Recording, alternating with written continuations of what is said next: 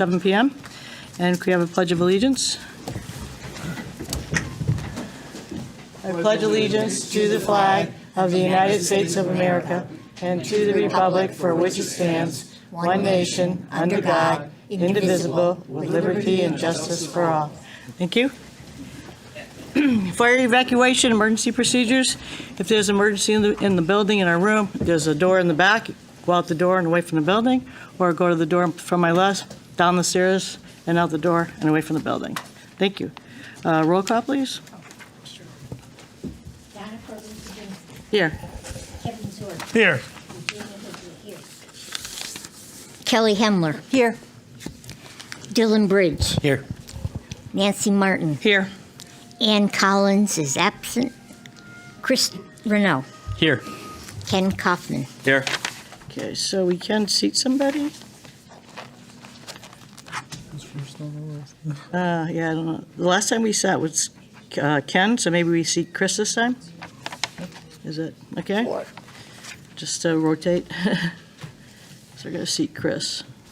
I'd like to make a motion to add to the agenda number 12B, 14 Cranbrook Boulevard, Mad Hatter. Second. Oh. Oops. Go So- for it. That was Kevin. Dylan? Mm-hmm. Okay. Any discussion? Seeing none, roll call? Donna Corbin Sabinski. Yes. Kevin Zorda, Yes. Virginia Higley, yes. Kelly Hemler, Yes. Dylan Bridge, Yes. Nancy Martin, Yes. Chris Renault, Yes. Ken Kaufman. Oh, He's not voting. nope, sorry. Someone in favor, motion passes. Wish they'd label these Okay. alternates. Public communications. Is there anybody in the audience that would like to speak regarding items not on the agenda? Again, anybody want to speak on items not on the agenda? This is scary. Anybody want to speak last time on items not on the agenda? Moving forward. Correspondence. We did get an email today with the Torrent newsletter. Thank you very much, Georgie, for that. And I believe that was it for correspondence. It's a Torrent newsletter, spring 2024. Minutes of preceding meetings, March 5th. I'd like to make a motion to approve the minutes of March 5th, 2024. Second. Who said that, Nancy? I was absent last meeting, but I did watch the video a couple times, read the meeting minutes, so I'm okay to vote for that. There is a one change that does need to be made. There's under 11 old business, says the applicant has requested that this application be heard on March 13th. That should be March 19th. Didn't see anything else. Anybody else have anything? Motion as amended? So I'll make my motion as amended. Okay, thank you. Second. Thank you. Roll call, please. Donna Corbin Sabinski. Yes. Kevin Zorda. Yes. Virginia Higley, yes. Kelly Hemler, Yes. Dylan Bridge, Yes. Nancy Martin, Yes. Chris Renault. Yes. 7 in favor, motion passes. Next is the town attorney report, which we have none. The next item is continued public hearings. It is IW 696, 85 and 100 Bright Meadow Boulevard and 113 Brainerd Road. Application for a wetland permit for regulated activities in connection with for the development of a sports complex and associated uses. Fast Track Realty applicant, Mass Mutual Life Insurance Company, owners of 85 and 100 Bright Meadow, and John Rand, Patricia C. Freria, owners of 113 Brainerd Road, maps 35, lot 44 and 220, map 36, lot 237, BR and R33 zone. So let me get my paperwork here before we do anything. So we will need a motion to open the public hearing. So moved. It's Kevin, Second. and that was Dylan. Oh, Chris? Yeah, Dylan, okay. Can I have roll call to open the public hearing? Down here. Keyboard. Donna Corbin Sabinski. Yes. Kevin Zorda. Yes. Virginia Higley, yes. Kelly Hemler, Yes. Dylan Bridge, Yes. Nancy Martin, Yes. Chris Renault. Yes. 7 in favor, motion passes, and it's 7:05. Okay, so the purpose of the public hearing is to allow the public to speak regarding the application, to raise concerns for or against the application. The agency staff cannot answer any questions or concerns at this time. The statements from the public are for the purpose to be considered during our deliberations of a regular meeting, not during the public hearing. As this is a continuation, we will start with the public statements. If they have signed up, there should be a sign-up sheet. So we will start with the public first, and it's only regarding items of the public hearing, areas of concern for inland wetlands, not P&Z or anything else. So it's only for us. Yeah, thank you, please. I guess you're going to go right into public comment? Yes, we are. I'm sorry, Okay, yes. it's all right. All those wishing to speak should use a sign-up sheet.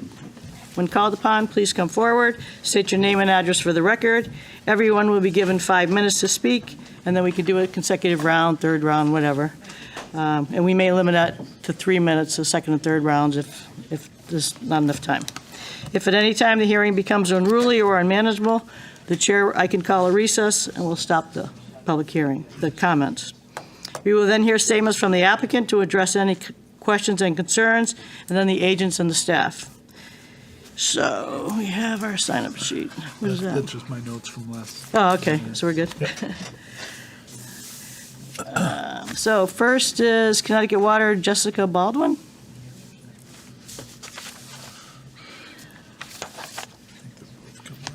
This one, yeah. Good evening. Hi. Hi. My name's Jessica Baldwin. I'm with the Connecticut Water Company. I'm the Environmental and Regulatory Compliance Coordinator. I'll let my colleague introduce himself. Nick Beener, Director of Supply Operations with Connecticut Water Company. Thanks. So just do us a favor, make sure you speak right into the microphone, and if you need to use the wireless there, so you don't have to go back and forth, that's fine as well. Yeah. Okay, got it. Thank you. All right, so while these properties are located within the aquifer recharge area of the Spring Flats well field, as defined by DEEP, Department of Energy Environmental Protection, we're here to talk about our comments that were submitted yesterday, which I believe you do have, and also Connecticut Water Company is an abutter to this project area as well.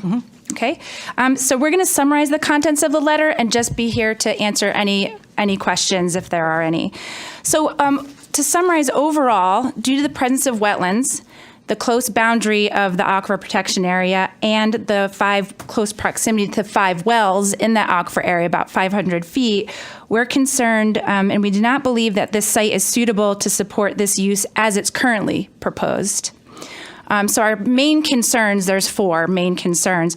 First, we're concerned that the elimination of wetland A might affect the functions and values of the remaining wetland B, which as proposed will receive stormwater discharge from the soccer fields and the new basketball building via Woods Flow 1, which is described in the stormwater report and the wetlands report. Second, we're concerned that capping wetland A in place might allow pollutants collected over decades from untreated stormwater from the parking lot, the existing parking lot. It could contaminate the aquifer protection area or the groundwater over time. Another concern is that we're concerned that the proposed wetland mitigation strategies as presented in the wetland report, that they will not mitigate the loss of a functioning wetland within the aquifer protection area. So there's a relationship between wetlands and groundwater, and it's a hydrological cycle, and they're completely connected. So for example, establishing as proposed a mitigation fee to repair and enhance wetlands and watercourses outside of the aquifer protection area in other parts of town-owned land, it will not mitigate the effects that it may have on the aquifer and the wetland functions in this area. And lastly, direct infiltration as it's proposed of stormwater below the surface of the synthetic turf soccer fields may expose the public drinking water supply to hazardous chemicals and emerging contaminants such as PFAS. So the letter we provided, it does include a bunch of alternatives and some other recommendations that I won't go through now, but you have in front of you, that would cause less environmental impacts, we believe, than the project as it's currently proposed. Should the project move forward in any iteration, I just want to stress that it'll be important for the applicants to provide the Connecticut Water Company with assurances that will mitigate and ensure efficient resolution of any potential issues, whether it be, quality and quantity of the water quality that could arise. And I just wanted to note that since this project is a new recreational use that proposes to disturb greater than 1 acre of wetlands, I do understand that a permit from the Army Corps of Engineers may be required, so we would want to make sure that that's considered as well. And my final comment is that we want to make sure that there's enough time and the proper notification is given to the Department of Public Health so that they have time to review and comment. And I'm happy to answer any questions that you may have. Yeah, we won't be doing that at this time. Okay. Sorry. Thank you. Thank you. Thank you. Thank you. Next is Nikki Medez, Connecticut Water, is that? You were together, okay. Perfect. Next is Ryan Nelson, our Levesque Associates. Sorry, I thought that was a general sign-in sheet. Oh, okay, you for another one? Okay. And then we have Bill Cody, ECC.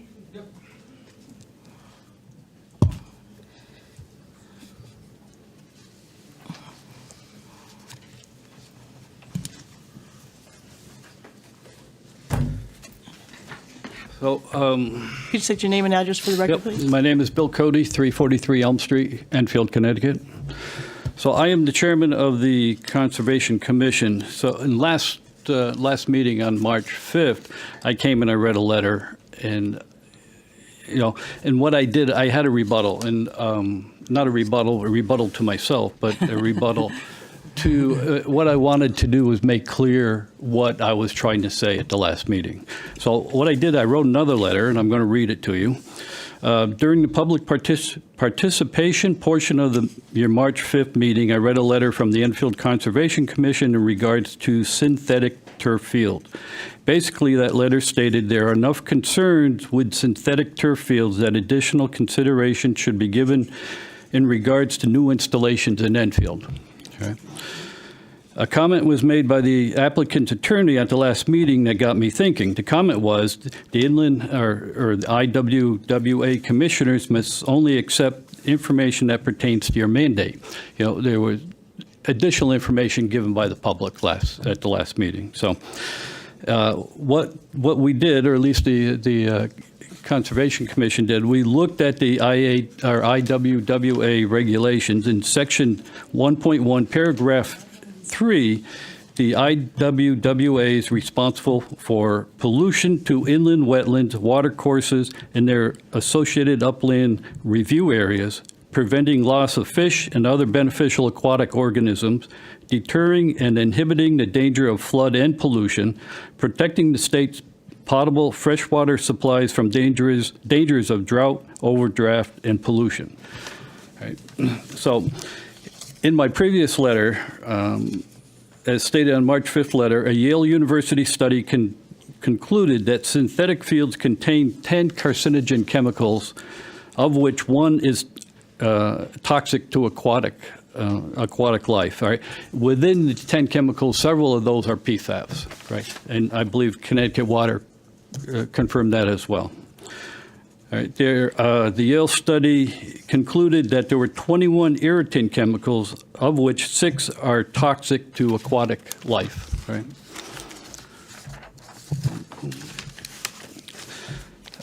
Also mentioned in that March 5th letter, the EPA has determined that synthetic turf fields are considered impermeable.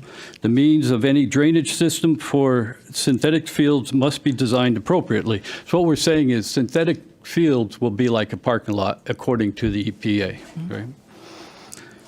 All right, the ECC's concern with synthetic turf field is the water runoff from these fields into the surrounding wetland, the pollution of potable water, and risk to aquatic life in the surrounding stream and wetland area. I have attached to this letter 2 papers that we have found, which I'm not going to read them, but when you see them, they're very interesting. And I do want to say that we are not making a comment saying that synthetic fields are bad, and we're not saying they're good. What we're saying is there's enough concern that we should be careful when we're putting in synthetic fields next to a wetland area. All right. Finally, we appreciate your consideration and patience. The intention of the ECC is to give you the information we feel is pertinent so that the best decision based on the state and local regulations can be made for the residents of the town of Enfield. So, Thank you. all right. George, did you have a copy of that, those letters? No, okay. He's got them there. Thank you very much. Yeah. Do we have a copy for the applicant as well? Thank you.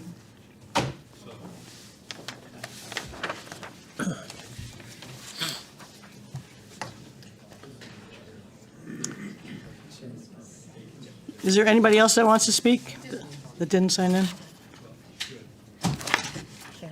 Karen?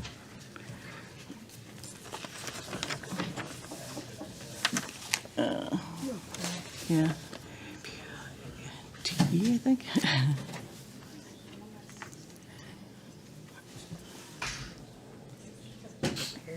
Yeah.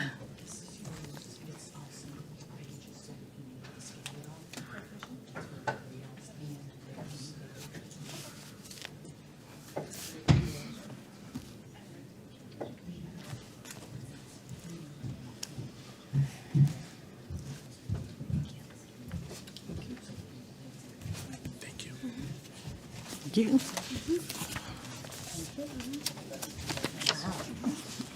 I can't read this right now.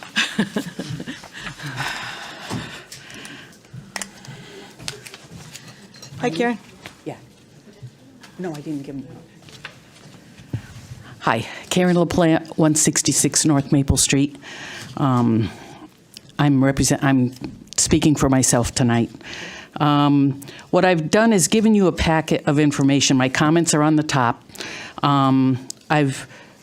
Anything that involves your regulations is in a box at the top. The documentation, which I've included with all the paperwork, is information I received, I researched on things, and then my comments are down below.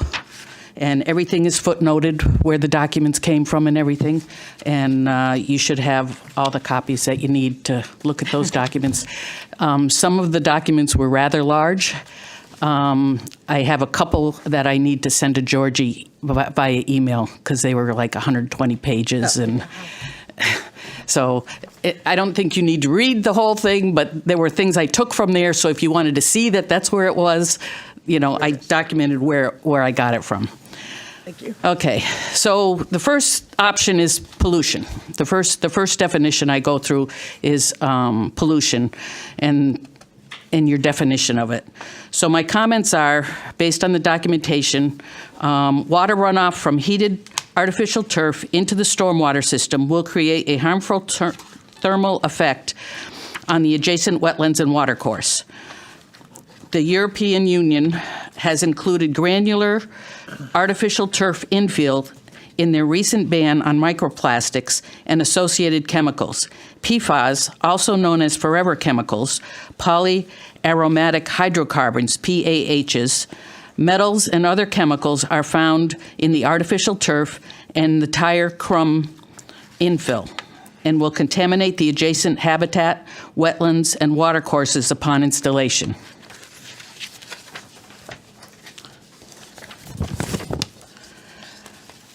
Again, I document some studies and things that are pertinent to this, and I didn't necessarily comment on those, but there's more backup there on where the information came from and so forth. So one of the things was crumb rubber infill from artificial turf fields derived from shredded end-of-life automobile tires represents one of the largest individual contributors to microplastics at 38% of the total estimated release from intentionally added products to the European environment. So it talks about the damage to the wildlife habitat and so forth from the contaminated runoff. The next page documents a Connecticut Department of Public Health document that basically says PFAS are in the river, in different rivers. I took out, the documentation has the full press release, and I've only included the Connecticut River, the Lower Farmington River, the Hockanum River, the Lower Farmington River again, and the Scannick River. And you can see PFAS has already infiltrated those wetlands, those rivers, and from the previous consumption recommendation, things have changed. On the Connecticut River, every fish you pull out of there except for shad, you should only have 1 meal per month due to the PFAS contamination. So PFAS are forever, and they're going to continue to contaminate our rivers and streams. Page 4, Section 7 on your application requirements talks about they should have the following information, and G is an alternative which would cause less or no environmental impact to wetlands or watercourses, and why the alternative as set forth in the application was chosen. All such alternatives shall be diagrammed on the site plan or drawing. I don't think that documentation was provided except in a small written thing on the wetland report.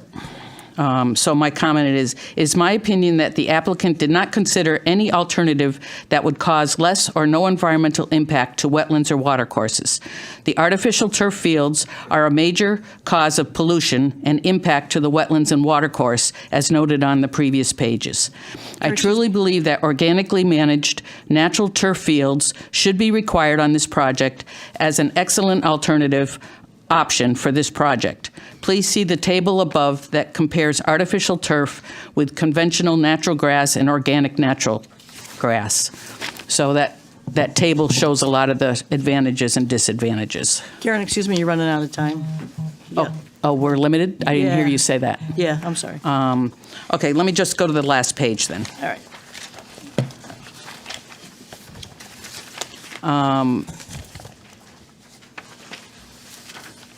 On page 6, I go through the criterias for a decision, and it talks about stormwater runoff and chemicals from the runoff. The PFAS are a class of thousands of chemicals that was only discovered in the grass blades of artificial turf in 2019. PFAS are considered forever chemicals and threaten long-term permanent effects. They will continue to pollute this area and areas downstream. EPA safe drinking water standards for PFAS are measured in parts per trillion, so that's how little we need. And I have other comments on the last page regarding other issues I see with the application. Thank you. I know it's a lot of reading, but I'd appreciate it if you could We'll read it. hit the high points and do what you can. Now, we had requested that we had a couple people that were interested in testifying for us on their expertise. And I got a voicemail today from staff that said, no, they can't unless we're an intervener, but we could read something they sent. So they did send something. So I'm wondering if one of the members of the commission can read that document. Sure. Sure. Okay, thanks. Do you have multiple copies of it, or? Yes. Okay. Is there anybody else that wanted to speak that didn't sign up? Anybody else want to? Okay. Oh, she's going to read it?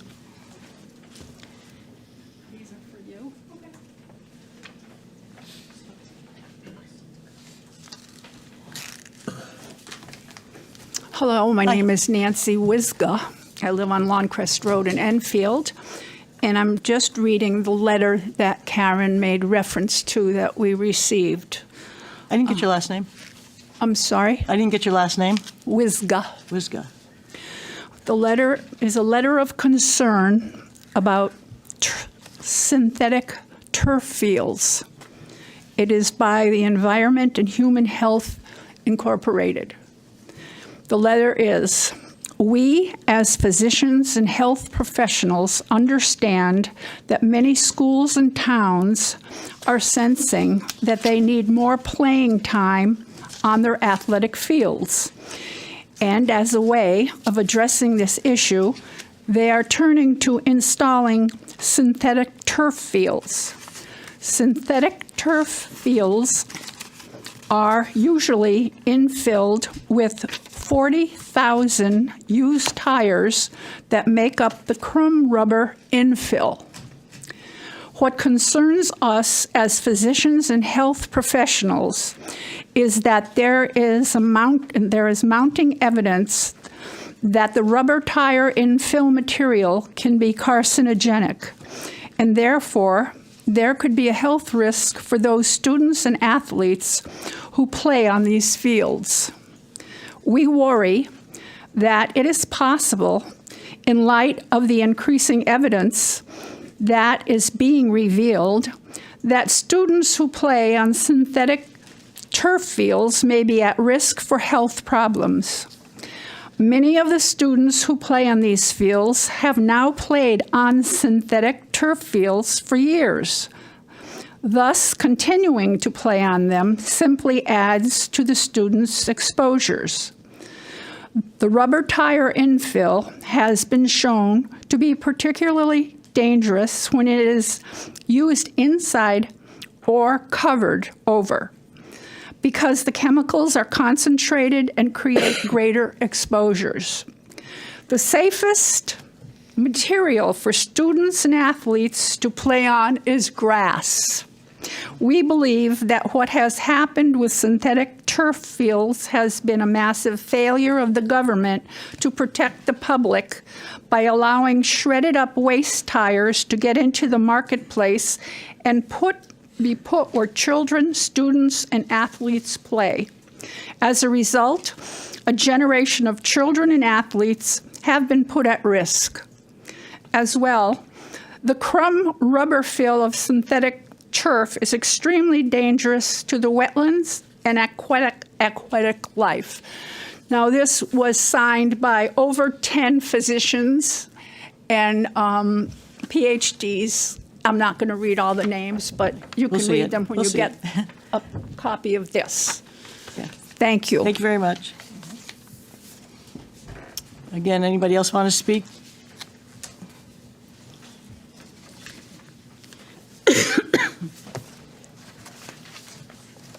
What's her name?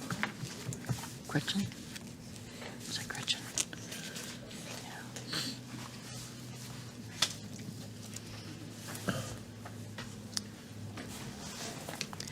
Good evening, Gretchen Pfeiffer Hall, 4 Summers Road, also a member of the Enfield Conservation Commission.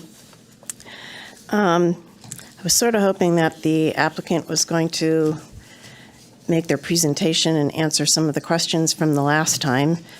'Cause they might have answered some of my questions, but I went digging through some of my old files from when I served on inland wetlands a decade or so ago, and found a letter that was dated 1999 from Dr. Clarence Welty, a geotechnical engineer, and it addresses basically placing structures and any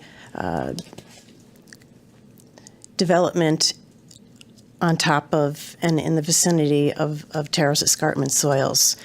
So I've given Georgie a copy of all of that. And at our last meeting, we were reviewing the plans, and honestly, it was really sort of hard to decipher what was going on. And of utmost concern to me was the terrace escarpments, and I couldn't really see where they were outlined on these plans. So I don't know how you're supposed to make an informed decision if these things are not outlined on the plans. And essentially, Dr. Welty talks about not constructing anything within 20 feet of the top of the slope, and they're proposing to, and it depends upon the steepness of the slope, and I don't know what the steepness of these slopes are, but they're talking about putting walls and infilling on top of them, that they're going to be putting the ground up pavement from the parking areas. So that's another thing that's adding weight. That's going to also be sort of more permeable. And one of the other things, well, I didn't make copies of this, but I will give it to Georgie. You probably, hopefully you've seen this at some time. Terrace escarpment slopes, important homeowner information sheet. And this was something that Inland Wetlands and staff developed 10 or 15 years ago, whenever. And then there was this top 13 things learned, and it's in the Scantic watershed because that's where most of the problems were, but escarpments are escarpments. So, I mean, some of the things that they talk about are time is the fourth dimension. Detention basins don't necessarily help. Outlet protection, plunge pools, and lined sediment basins should be grouted to facilitate maintenance and prevent vandalism. In these soils, any channel slope steeper than 2% or with velocities greater than 2 feet per second will erode. Throwing rocks, concrete, bituminous pavement, and bulky waste down into gullies doesn't stabilize it. I won't read all these things, but I think these are all questions that need to be answered, and I think that it would be very helpful if a geotechnical engineer did evaluate this, because the last presentation was rather light. And when Georgie, your staff, was asking multiple questions, there really were no answers. So I hope that they will be answered this evening. Thank you. Is there anybody else that wants to speak? Anybody else want to speak on this? Seeing none. We did get an email also from the water company. There are copies of theirs. Thank you. And from Susan Smith regarding wildlife. So we did see that as well. So can we have the applicants come forward, please?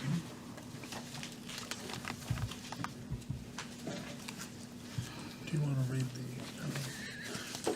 I guess you don't need to read it from that we got today, No. from engineering.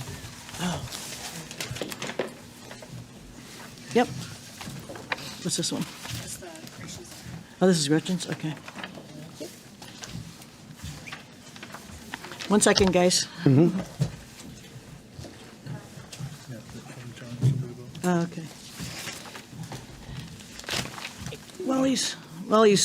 She's passing these out. We did also get a comment from John Kabibbo on our desk here.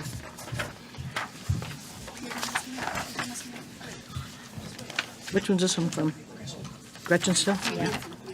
Nancy. Okay. Well, Nancy read what Karen.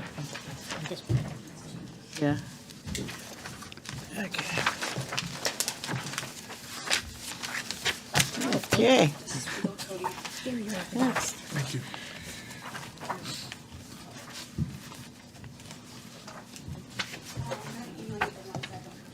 Sure. John's is very concerning. Okay, I think we're ready. Thank you. Good evening, Madam Chair, members of the commission. Attorney Carl Landolina representing the applicant, Fast Track Realty. I'm joined this evening, like last week, by Alan Hubbard, who's seated directly to my right. He's from the Athletic Fields of America. If this project moves forward, his company will be providing the athletic fields they intend to construct on this property. George Logan, to his right, who is a soil scientist here in the state of Connecticut, and John Furman, who is with VHB. He is the project engineer. I have a couple of comments, and then I'll turn it over to these experts. First of all, a couple of statements have been made by the representatives of Connecticut Water Company. One is about the Army Corps of Engineers. The rule until recently was that if you disturb 5,000 square feet of wetlands, you needed a permit from the Army Corps of Engineers. U.S. Supreme Court, as of about 6 or 8 months ago, has limited the jurisdiction of the Army Corps of Engineers, and they no longer have jurisdiction over many wetlands projects that they previously had jurisdiction over. And it's our determination that they have no jurisdiction over this particular project because we do not meet the standards set forth by the U.S. Supreme Court to determine when and under what circumstances the Army Corps of Engineers has jurisdiction. That's first. Secondly, staff will tell you that I provided notice to the Department of Health as required under the Connecticut General Statutes, 8-3 subsection B. I sent them a letter. The same time I sent it to Connecticut Water Company. Connecticut Water Company was also I was required to give them notice because of their position in relationship to the project. They actually got 2 notices. One was as an abutter and one was as required under 8-3B.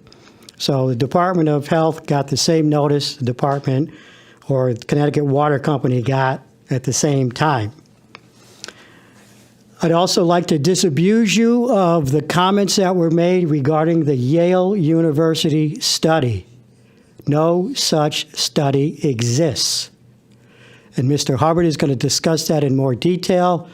What is often referred to as a misnomer as the Yale University study is not a study that was sanctioned by Yale University. It was done by 1 or 2 of the professors who taught at Yale and did an independent study. And any reference to the study being a study on behalf of Yale University has been stricken from that report. And anecdotally, and I think Mr. Hubbard will talk about this, Yale University has at least a dozen, 7 artificial turf fields on their campus. So anytime anyone mentions the Yale University study, it's not correct. That's a misnomer. Now, my client tells me I was not present. I did not represent him at the time that he did this, but he had at least one meeting in person with Connecticut Water Company. Correct. January 4th.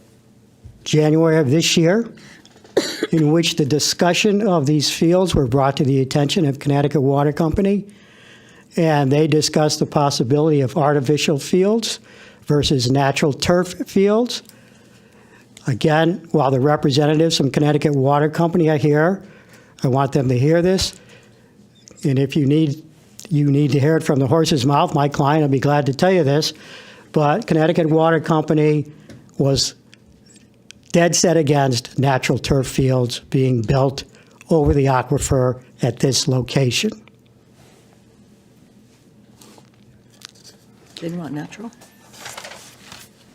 So, I know we had a lovely walk last week. I was sore for 2 days. I didn't quite finish it, but I came close. I noticed at the time that some of the members of the commission were taking notes, which is fine. But if you're going to rely on those notes, or you reviewed those notes in preparation for tonight's meeting, or in preparation for the next meeting, because obviously there will be a next meeting. There's been so much material dropped on you as well as us in the last 24 to 48 hours. We haven't been able to digest it yet, let alone respond to it. We would ask that you would make those notes available as part of the record in this matter. And if you have any comments about what you observed during that site visit, site walk, we'd ask also that you make those comments onto the public record so that the public as well as we can, see what you saw from your eyes. I know what I saw from my eyes, but I don't know what you guys saw from where you were looking. So those are my initial comments. And with that, I'll turn it over. George is going to talk about some additional mitigation efforts. John's going to have some comments. I don't know who wants to go first. And then Alan Hubbard's going to talk about synthetic athletic fields.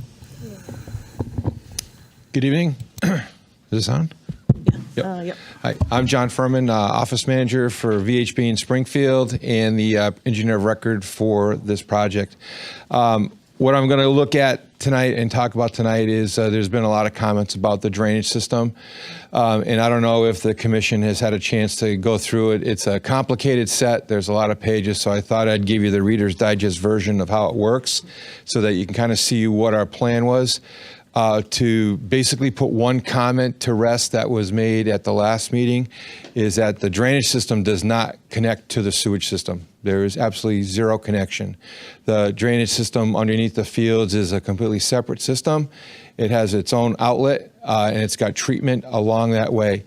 There is sewer lines and water lines within the confines of the fields here, and those are to service the restrooms that are in the tower buildings and the concession buildings. But there is no connection between the drainage system in the fields and the sewer system. So we didn't have a chance to really go through the set last time, but it's broken up into very similar pages.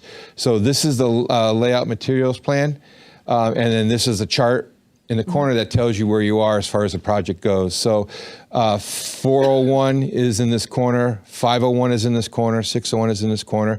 So if you want to see something on layout, you go to 401. In this corner for grading, you go to 501. It was the simplest way to do it. So I'm going to just jump by the layout plans, which are the 4 series, and go to the grading. It starts at 501. Here you start to see the introduction of the collection system.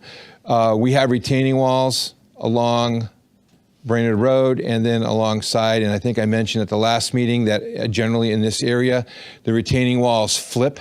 So the soccer fields are lower in this area here. And when you're standing here looking at Brainerd Road, you see the wall. The wall is in front of you. As you traverse to the back of the site, there's a point where the walls flip. And then when you're standing in the field looking out, you no longer see the wall, you see the forest, and the wall is beneath you. And that's because we're cutting on the site near this area, near Brainerd Road, and then we're taking that fill, we're processing it and filling on the other side. So the walls flip, but the entire development, other than the sides over by the existing building, are within retaining wall. These diagonal lines are the drainage system that is located beneath the fields. And it's basically, when I get to the details section, I'll show you what the composition of that is. But when we excavate down, we get to existing soil. If you have a chance to look at the geotech report, in the back of the geotech report, the stormwater report, there is a geotechnical report. We did do geotechnical testing here. The soils are classified as silts and fine sands.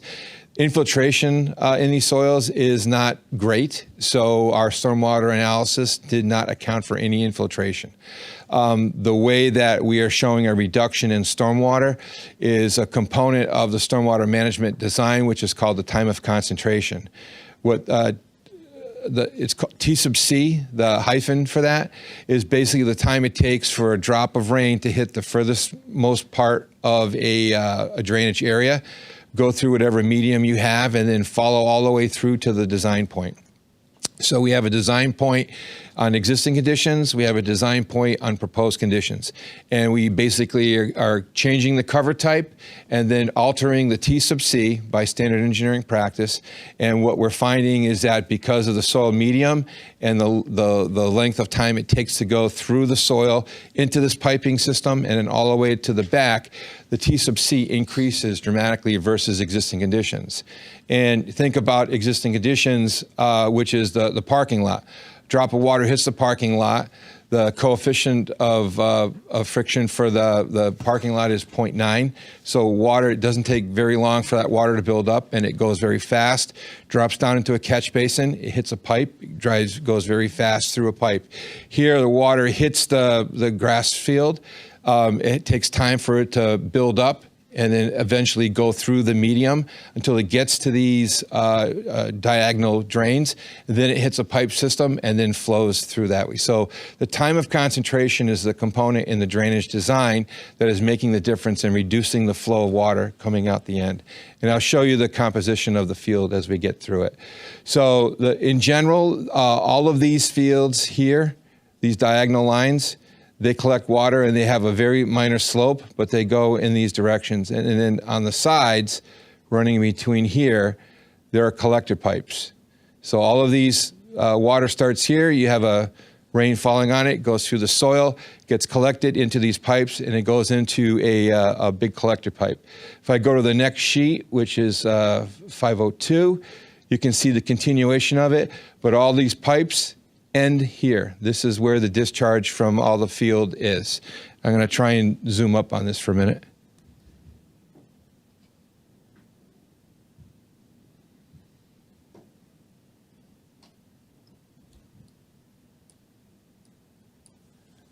Okay, so this is let me just go down a little bit. Oops. No, I did it. Okay. So this is the outlet from all of the pipes. Everything connects, and these darker lines are larger pipes. These two units, which I mentioned previously, we call them OGSs, which is an MDC gas trap.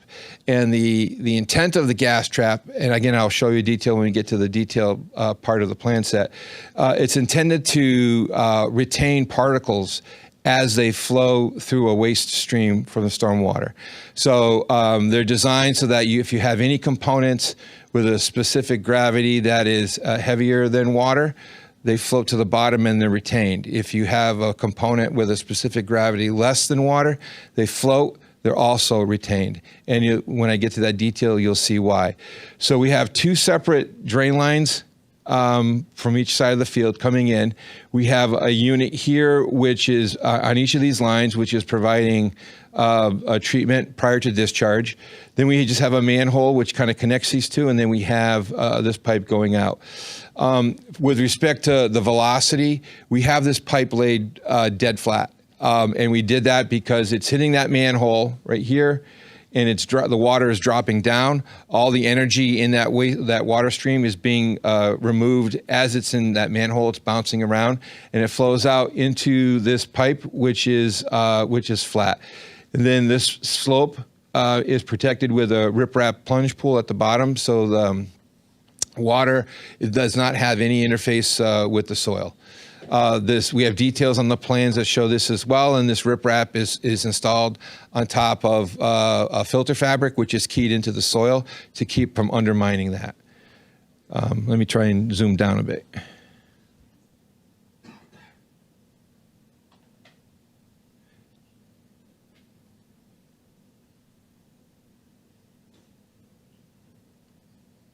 Okay, and I believe it was those two structures which I just talked about which caused people to think that the system was connected to a sewer line, because you generally see those on some sort of a system that you're looking to retain solids and floatable product, and that's not the case here. It's definitely going outside of the drainage. And so the rest of the set just kind of bounces around. This is the wetland area in the back. We get to the front, you can see the end of field 1 and then the proposed parking lot. And then this is the entrance road coming in. So that's generally the drainage system. I'm going to flip to the details for a minute to show you a couple items, and then we'll talk about the best management practices that we have incorporated into the set. And then I will turn this over to someone else. All right, starting with our drawing C9, we get into a lot of the details. These are the standard catch basins that we have on site. Any catch basin that we're proposing is a Connecticut DOT standard, and it has a hood on the outlet. So again, any product which enters that's floatable is retained in that catch basin, and our stormwater management report has maintenance procedures for that. Again, these are just standard details. These are details of the plunge pools at the outlets and the head walls. You can see as water comes out, the interior of the plunge pool is lower than the outside, so water has a chance to flow into here, lose its energy, and then spill over. This end part here is a level spreader type of design. We have that same feature on anything that has a head wall as well. You can see the riprap on the head wall just basically bows down to create a little pool for it to go into. I'm going to spend a little bit of time on this sheet here, but I'm going to zoom up a bit.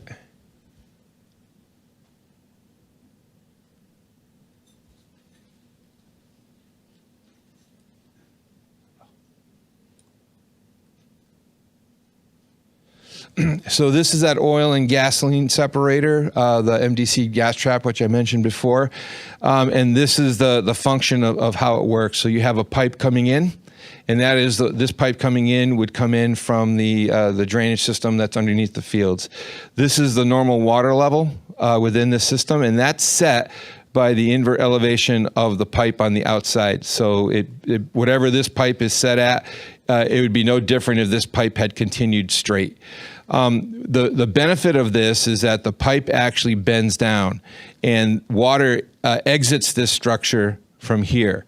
So between this point here and the water level set by this outlet pipe, this is the area that is dedicated for any product to remain that is floatable. So if you have any type of material, any of the material coming off the fields that is lighter than water, it gets trapped here and it can't get out. On the flip side of that coin, if you have any sediment or any items coming in the waste stream that are heavier than water, they come into this area and they drop down and they set into this sump area. So the difference between this line here, this outlet pipe, and the bottom here is where all that accumulates. So this is not a set it and forget it type of apparatus. This has to be inspected on a regular basis. It has to be cleaned, and cleaning is through a vacuum truck. They come in, they suck this out.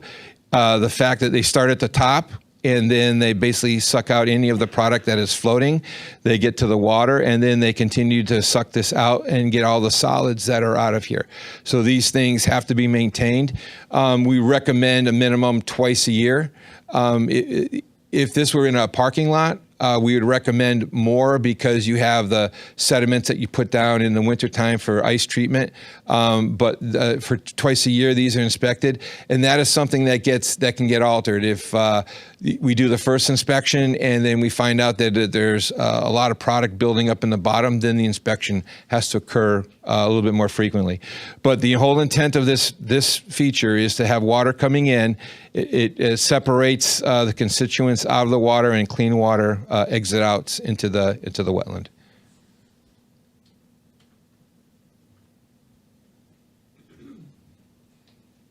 These are just standard details for curbing and sidewalk. I'm going to spend a little bit of time on this sheet here, which is C905. So this is a section through the soccer field, and the reason I bring this up is that the way that the material that constitutes the soccer field has been described, it kind of makes it sound like it's a free-for-all and it's just kind of going all over the place, and that's not the case with this design.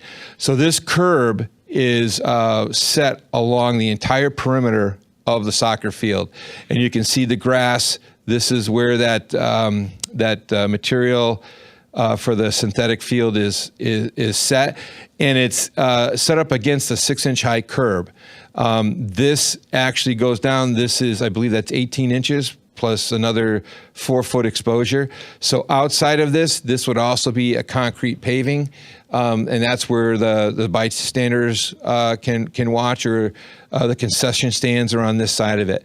So as the material migrates, it gets trapped along this curb, and that's the whole intention of having this curb here is to keep it there. This is how the field is constructed. We have the 2-inch synthetic turf. We have a fine grade material here. It's a finer material that's allowed to kind of contour and dial in the grade. Then we have a granular base, and then we have existing material. If you can look here, these are those herringbone drains. You can see them, they're oval in shape, and they're basically set on top of the existing soil that's there. So the material, again, looking at the stormwater management report that contains the geotechnical report, the material is not a sand. It's a silt material. Does not have great infiltration characteristics, and so our stormwater model and our stormwater design does not rely on infiltration to dispose of it. It's basically the increase in time for a raindrop to get all the way through this, find its way into here, and then go into the drainage system. That's the main difference between existing and proposed.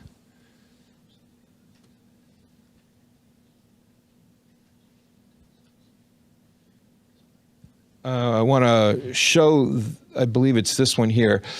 So each of the fields has a gate on it for access, and we've placed these gates in consultation with EMS and the fire department, so they have access throughout the fields. What happens when you get to the gates is that the curb tapers down. It's over a 4-foot period. So wherever these gates are, that 4-inch lip that you saw in the previous detail doesn't exist. So there is a little bit of a lip there, so that the synthetic covering doesn't migrate, but it's basically flat, so you can drive over it.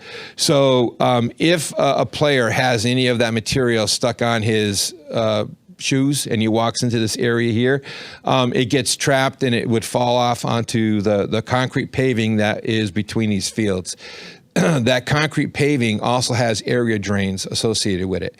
And there is a screen that can be added to those area drains to catch any of that product as well. So there's another safeguard that can be put in inside the drain. So if any of this stuff is on the concrete, we have a rain event, it gets washed into a drain, it can be retrieved and collected. But you can see this concrete is substantial. We calculated there's something close to 2,000 or 3,000 cubic yards of concrete that are going to be required in order to construct this perimeter curbing all along the entire field. So the last thing I talk about is really nothing that is on the plans, but let me scale down for a minute here. I'm just going to go back to the overall. So the best management practices that we have incorporated are very traditional items that you would see in a stormwater management system. It's coming up here, I promise.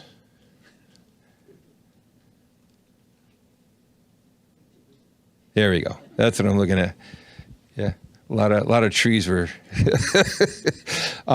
So the system itself, the stormwater management report has 2 maps in it, and those maps were included as attachments in the Connecticut Water report. But what we did is we analyzed only the areas on site that were altered. So there is areas here that are not being changed, and that water is just going to go where the water goes now. We were the designers of record for this area here when Mass Mutual owned it, and it has a very similar herringbone design under the parking lot to collect water and lower the groundwater. As we get into the groundwater here because of these retaining walls, one of the main components of of the design is to install a trench drain or a French drain, sub-drain. There's a million names for it. But basically, that's one of the first items that the contractor will be installing. And it basically goes around the site, and then it connects into an existing manhole that is located at the end of the parking garage right now. That manhole has a 36-inch diameter pipe to it, and it basically runs parallel to the private section of Bright Meadow Boulevard and then outlets into this area here. So that trench drain is intended to encapsulate the fields and capture water before it has a chance to get into the field. So it's artificially lowering the groundwater in this area and returning it back to the area outside of the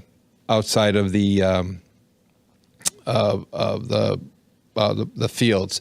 One of the comments that CT Water had was that, and again, I haven't had a chance to really dive into it, but the thought was that the outlet should be consolidated and moved to a different location. And if I am interpreting that comment wrong, then I apologize. One of the thoughts we have is to actually redirect these drains so they don't outlet into the aquifer area, but then construct a parallel drain to this where they outlet right at the mouth of where the stream goes underneath 91. That would take any flow that is coming from these fields, directing it out of the aquifer, and then going right to the stream. So we haven't had a chance to look into any of that. We're going to preparing answers to these comments and stuff, but that's what we have going on. And again, better management practices. The back of the stormwater management book has long-term. It basically requires the owner to inspect vegetated slopes, make sure there's no erosion. If there is, it immediately is to be fixed. All the infrastructure would be inspected 2-3 times a year. Maintenance would be cleaning them out, accumulated sediment or any other product that was located in there. Sweeping of the parking lots to eliminate trash and other items that might be blowing around from visitors of the site, but very standard BMP type of maintenance items. So with that, I can pass the microphone or answer any questions that you might have.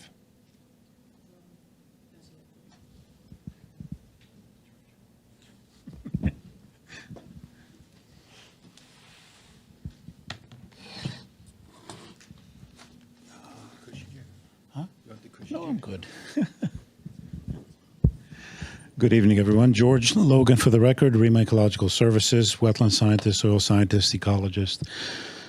So I have a few things. The show and tell will be the second part of what I'm going to do. The first one is going to be responding to a few items that we've heard the last time and also today that relate to water quality. Obviously, one of the concerns of the Commission, as a Wetlands Commission, is that we preserve the water quality of the regulated areas, the wetlands and the watercourses. I think John did a good job explaining the system. He probably should have mentioned also that from a water quality perspective, at face value, and we will talk about crumb rubber in a moment, this is better than what is there today, because we had a parking lot that was basically discharging to wetland A. There was some treatment there, went to a 36-inch pipe, and then went off to the Connecticut River. So artificial fields, in general, are much cleaner from the water that runs off them than from parking lots. I think we can all agree with that. Now, the issue has always been crumb rubber. And I think you've heard it here by several of the presenters.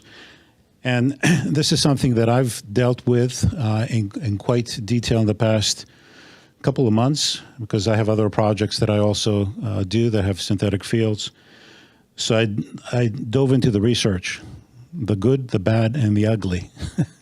There's a lot of information out there. A lot of it's not conclusive and contradictory. And it's not definitive as far as impacts, especially to water quality of regulated resources.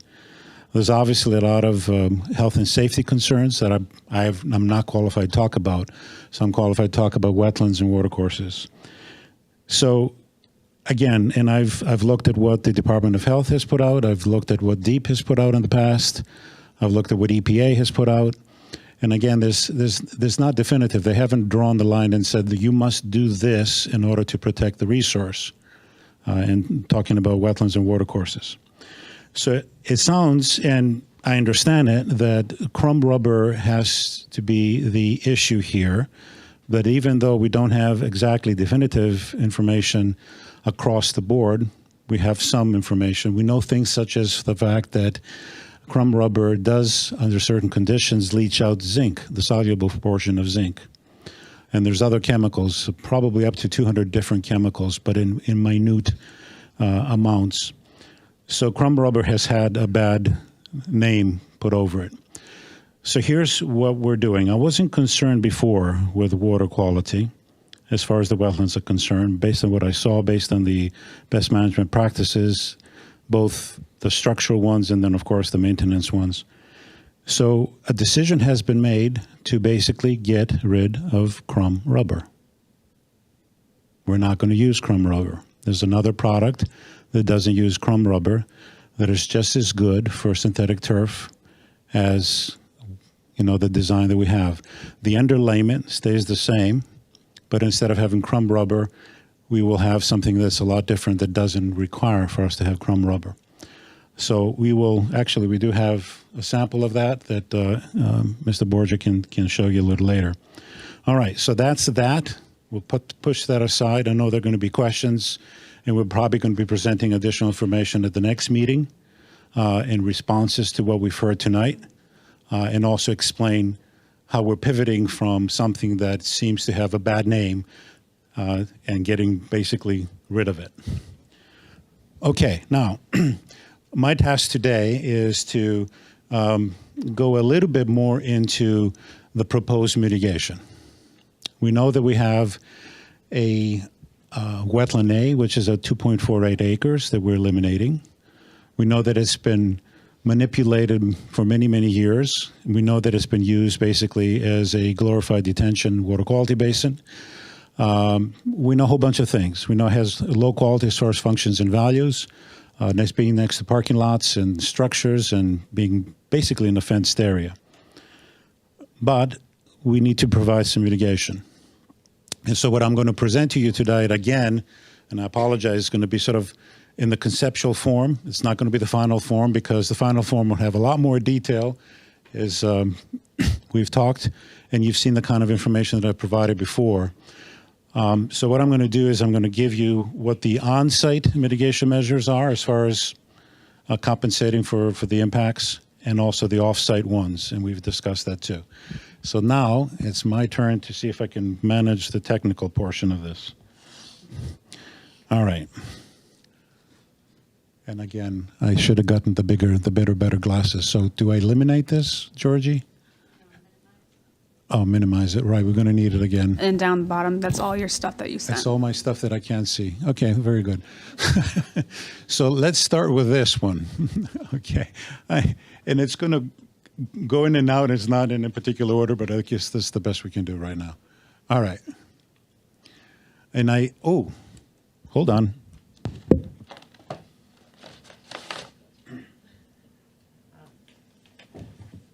I did not forget.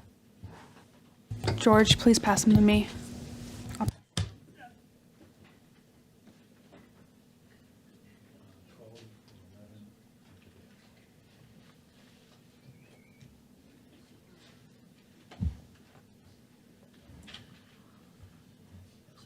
Okay.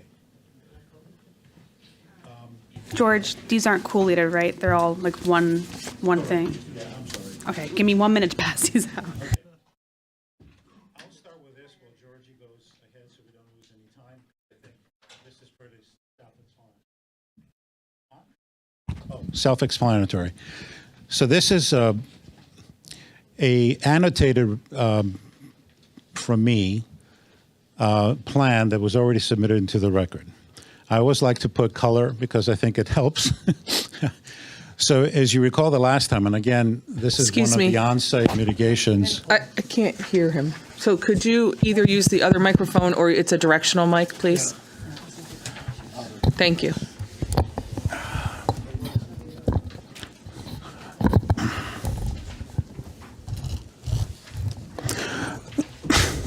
Okay. Oh, okay, this is a lot better. Directional, got it. I'll wait for a second. So this is a plan that was submitted to the record that I've annotated to sort of explain what we're doing as far as some of the on-site mitigation. Remember last time we talked about step wetlands, and you were all wondering what step wetlands are.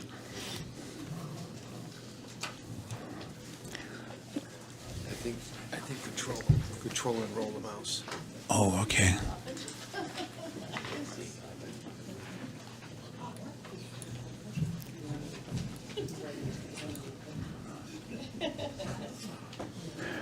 Good job.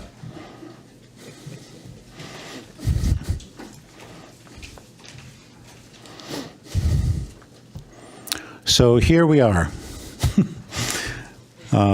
What you see in the big gray blob is the new basketball building, which, by the way, has been reduced from having a width of 250 feet to 200 feet, which greatly reduced the amount of wetland, directly wetland impact to the hillside little seepage areas that we were talking about, which is part of Wetland B. And those are regulated by the United States, the Army Corps of Engineers. But if you keep your disturbances to less than 5,000 square feet, it's a self-verification process.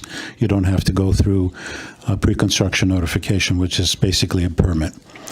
And while I'm at that, one of the reasons that we're saying that the Wetland A is not jurisdictional, because the Supreme Court back in May basically said that only those wetlands which have a permanent surface connection to waters of the United States are regulated as or jurisdictional, and obviously the Wetland A is not, because it doesn't have a permanent surface connection. It goes into 900 or so feet of piping before it outlets to a swale and then down to the brook. All right, so these are the step wetlands, and the reason you might have seen already something in the record that said this is a general area that we're going to do it, but John had to basically dovetail what I was envisioning with his grading plan because we're right up against the building. The green area that you see, at least in part here, is the wetland. This is one of the small impacts that we have that I think is like 600 square feet or so. And the idea is that this was an open area, I don't know if you can really see it, which was a grass area on fill that was part of the child center, whatever it is that's going to be taken down. And so I thought, well, we can just leave it in grass and mow it, or we can do something with it. So we're doing something with it. And so the idea would be, I'm going to take a portion of the roof, and I'll explain how much of a portion of the roof in a second, and we're going to build two step wetlands. You see these are flat areas, and then there's some slopey areas, and then there's an outlet from one to the other, and then an outlet down to the wetland. So it's kind of sort of, artificial in the sense, but it's at the end of the day, it's going to have a wetland function. Now, in order to promote the hydrology, the two things that we considered here is, one, we know what the soils are underneath. So you have this cap of sandy areas that's here and there, but not everywhere. And under that, you get into the tighter soils, which are these sill loams of glacial lacustrine origin. So we know that we're going to have a perch water table, but we're going to have lateral discharge from upslope in all cases. But we still need some extra water. In these kinds of situations, we need about 4 times the watershed has to be 4 times of what we're creating as wetlands, on average, 4 to 5 times.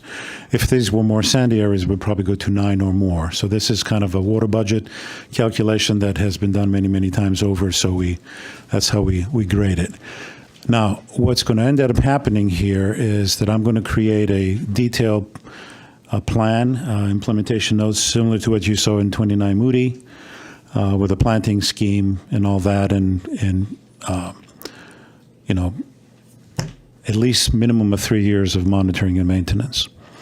So what I'm saying here is that wetland creation is that lighter green area, we're going to have about 11,000 square feet of wetland creation. And you're probably going to say, well, what do you have the slopes? Well, because of the fact that the water is coming down, it's going to wet the slopes that we're creating, and through just capillary action, those are going to function as wetlands also. Now, below that, you're probably wondering with this other thing.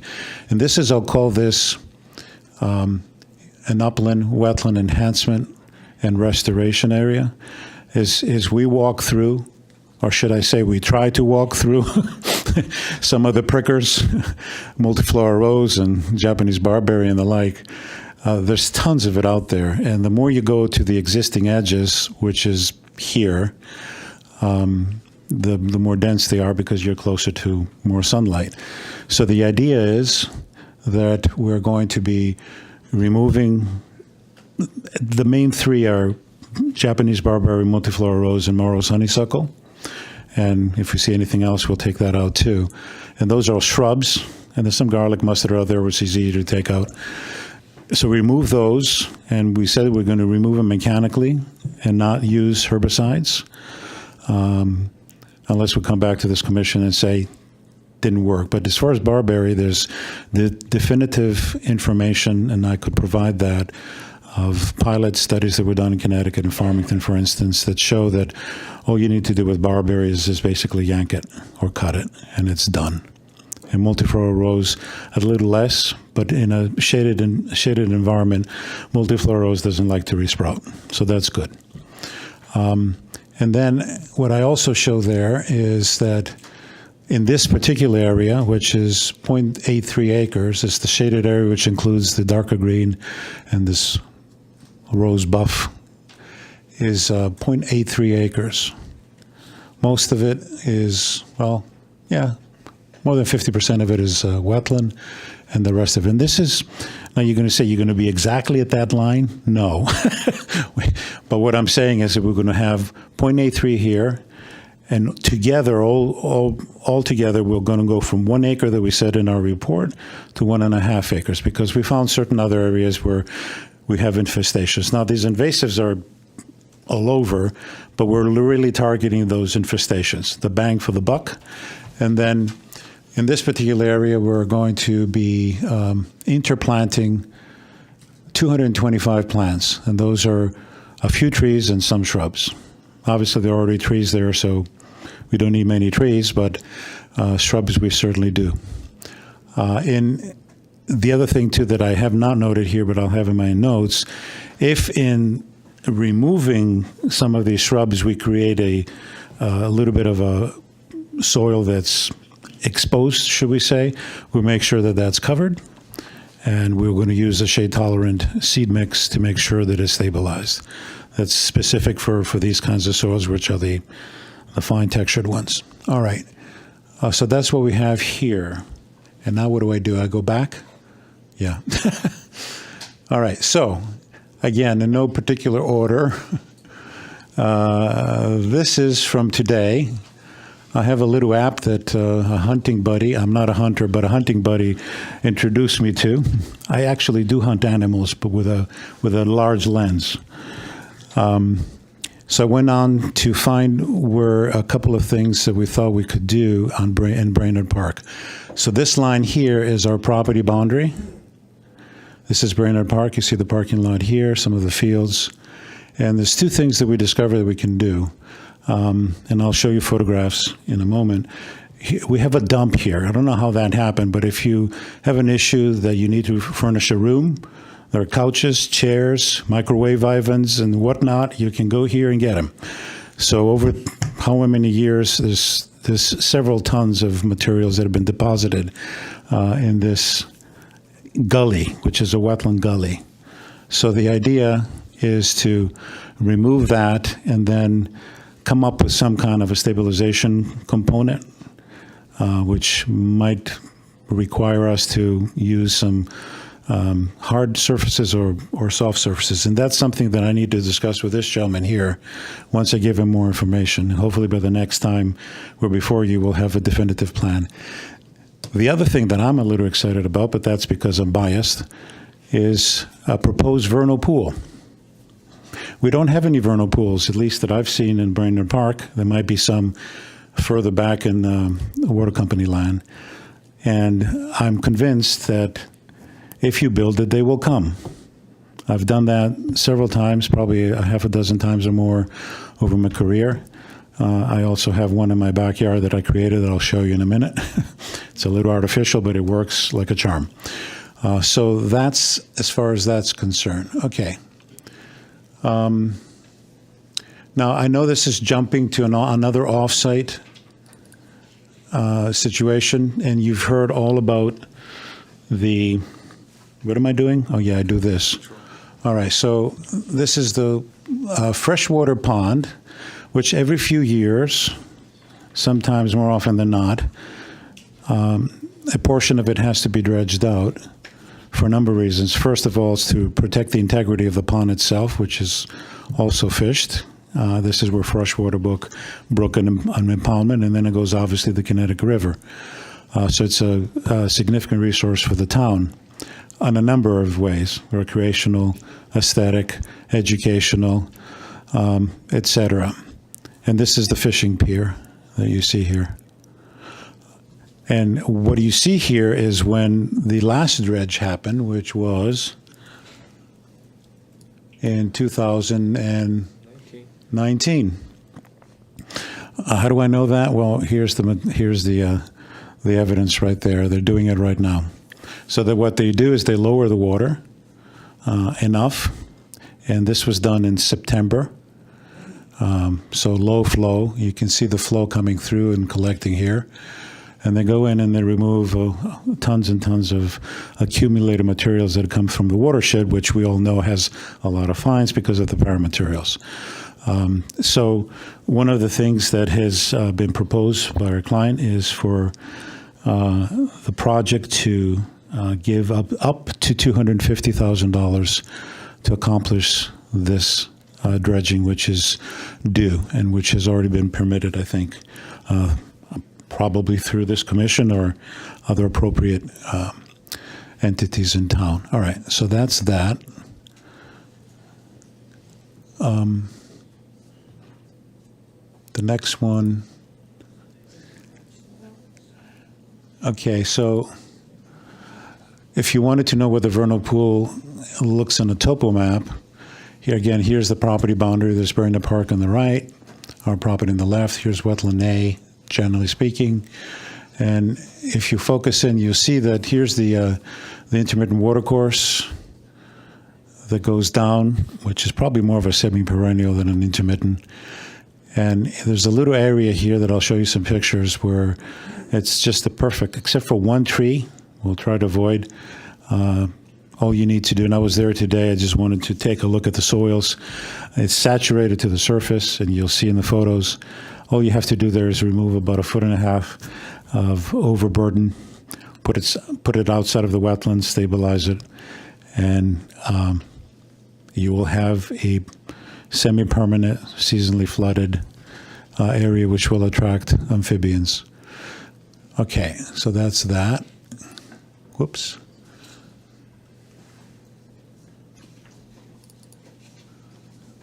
Not sure what this is. Oh, this is your plans. Oh, okay. How did that get there? All right, so pictures. Well, this is the little vernal pool area, potential vernal pool. You see what you see is a couple of inches of water with algae. That's about it. And you're probably never going to see more water than that. That's it. I mean, this is the time of year you'll see water. So obviously this is not attracting amphibians at this time. And this is just a general, again, when I was there on the 12th, I saw from far away what the dump was, so I figured I'd go there today and look at it, which I did. Here's another situation. This is on site. So as you remember from when we did a sidewalk, we got a little lost, and I purposely lost you so you didn't know where you were. No, I'm just kidding. I was lost for a minute. And then we came around and we were trying to get to see the the beaver dams, remember?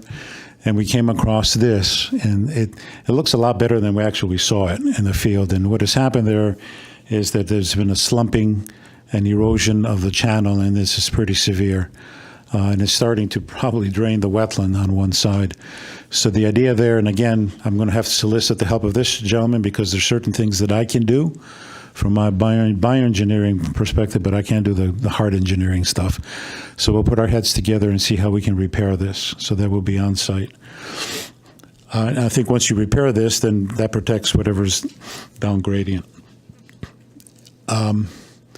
This is just a picture to show you the existing building in the back, the parking garage, and that I'm in, and you really can't tell because there's no leaves, but I'm in a thicket of Japanese barberry, multiflora rose, and honeysuckle. So all these plant materials that you see here. And again, I've explained how that will work. Going on. Okay, so you did not have the ability because it would have been a very long walk, and some of you folks were getting tired because I was pulling you here and there. But this is the beaver dam on the upper one. And remember in my report I said that the lower one is maybe 4 or 5 years old, and the upper one is at least 10 or 12 or more years old. This is a much more substantial beaver dam to the point where it's ponding in excess of 3.5 to 4 feet in places, and it's pretty wide, and I want to say it's structurally sound until a big storm comes. So one of the ideas was I wanted to find out if there was a section on this property, the one that we control, where we could carefully remove one section and maybe not even remove it completely, just lower it so we can bring the water out and then allow for vegetation to start growing back. I got to think about it, and I'm like, nope, don't think so. A number of reasons. One of the reasons is what you see there, Phragmites. So the minute you drain this, the Phragmites will say, oh, wonderful, disturbance, and we can go. And then we can keep going. And then next thing you know, it's going to be all the way down to I-91. So I think the best idea here is to leave this alone. And I'm sure it has some amphibian habitat component there. So that was my recommendation. Now, the other one is a different story altogether. And this is this one that is a more recent one. And you see it's killed all the trees. And this biodiversity is quite limited. You see a couple of annuals here. As I said, rice-cut grass is the most dominant one. So the idea would be to get rid of, well, here's a better view of it. You can see the hotel in the background. And I think I have a picture of nope. So the lower dam, unfortunately, if we were going to do that, and I think that is a better idea, we don't control enough of a section at the right place for us to do that. So we will have to get permission, which we already have, in a letter, which I did not include, and I apologize, but I'll make sure you have it in your record. I think my client has to sign it. And there's a few stipulations, but basically it's a permission from the neighbor to go ahead and do that, and stipulations to make sure that it's not going to impact whatever we do impact their property. Okay, again, I'm jumping around. This is behind the fence because that's where it was, so I took it. And this is the area of the steppe wetlands. This is the open area that's fill. And the fill is right, I think you can see a flag right there. That's upland, and obviously that's wetland. And from where the edge is to there, that's mostly invasive species. So there's tons of invasive species around there. All right. Almost done, believe it or not. Oh, here's if you need a couch. I didn't take the picture of microwave oven. It's closer to my feet when I'm taking the picture, et cetera. So this is an eroded channel and basically a dumping ground. And there's another dumping ground. So this is the worst one. There's one around the corner that we can also take care of. I didn't take a picture of that. Okay, this is from today. Again, I wanted to see if anything changed. This is the little algae growth area of a couple of inches of water. I tried to determine that if it was a Ford or a Dodge, but it's definitely 1940s vintage. Actually, I took a picture of the number on the side of the frame, see if I can do some research and find out what it is, but obviously that's going to go. And the idea is, and I flagged it, I went out there and flagged the perimeter of it. So we're talking about no more than 200, 250 square feet of vernal pool, but that's all you need, honestly. And they're there, so they will come. Now, unfortunately, I didn't, and I'll bring you pictures the next time. Here's another. This is a general view of where the landscape context of where a little vernal pool would be. It's down there. You see the little green in Brainerd Park. And this was just a freshwater pond with a fishing pier, and what's to the left that you can't see is where the work would be done. And finally, I have two more items. Oh yeah, three more items. This is a picture from my vernal pool. I know you say, well, it's a pond. Yes, it is. It's a plastic liner, and I put it in the ground, did nothing else. And for the past 3 to 4 years, I've had more and more salamanders and wood frog egg masses. I got peepers, gray tree frogs. I got green frogs. I got purple frogs. I got toads. Did I mention gray tree frogs? Yeah. Which drive my wife crazy, but I love it. So I have about 21 or 22 wood frog egg masses, and then I have 7 or 8 salamander egg masses. There's some here, and there's one there. And every year there are more, which has been amazing to me. So next time I will give you at least one other vernal pool that I've created that is in Coventry that I was supposed to look at this year, but I haven't. So maybe I'll get pictures out of those. A couple more things, and then I'll answer any questions that you may have. Someone asked me, could you please show us where we were? So, okay, the blue line without the yellow is where I was walking before we met. Because I can't help myself. So I was going around, and I found the Upper Beaver Dam here. I found the Lower Beaver Dam there. I looked at the steppe wetland area, which is going to be there, like you see. And then when we all met, we met here. This is the parking lot. And we initially kind of tugged the wetland, went around, looked at the upper peninsula of fill that goes into the wetland, and then walked around the wetland, and then back again, and then we proceeded out to the hinterlands. And we got as far as here. Some of us did, not all of us. This is a high point, and honestly, this is one of the nicest woodlands associated with, there's not a lick of invasive species, which is amazing. I think it's because it's pretty droughty too.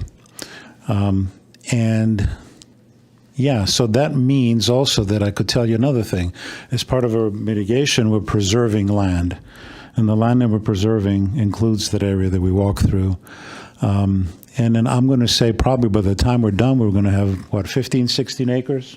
Probably 14. 14 acres worth of conservation easement that we will put, which will include the steppe wetlands here.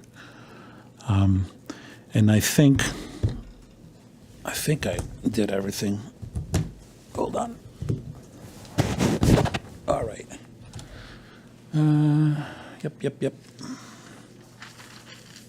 Yep, that's it. Oh, what I did mention, if we go to 1.5 acres of enhancement restoration, invasive removal, the plant count by that time will be 350 plus.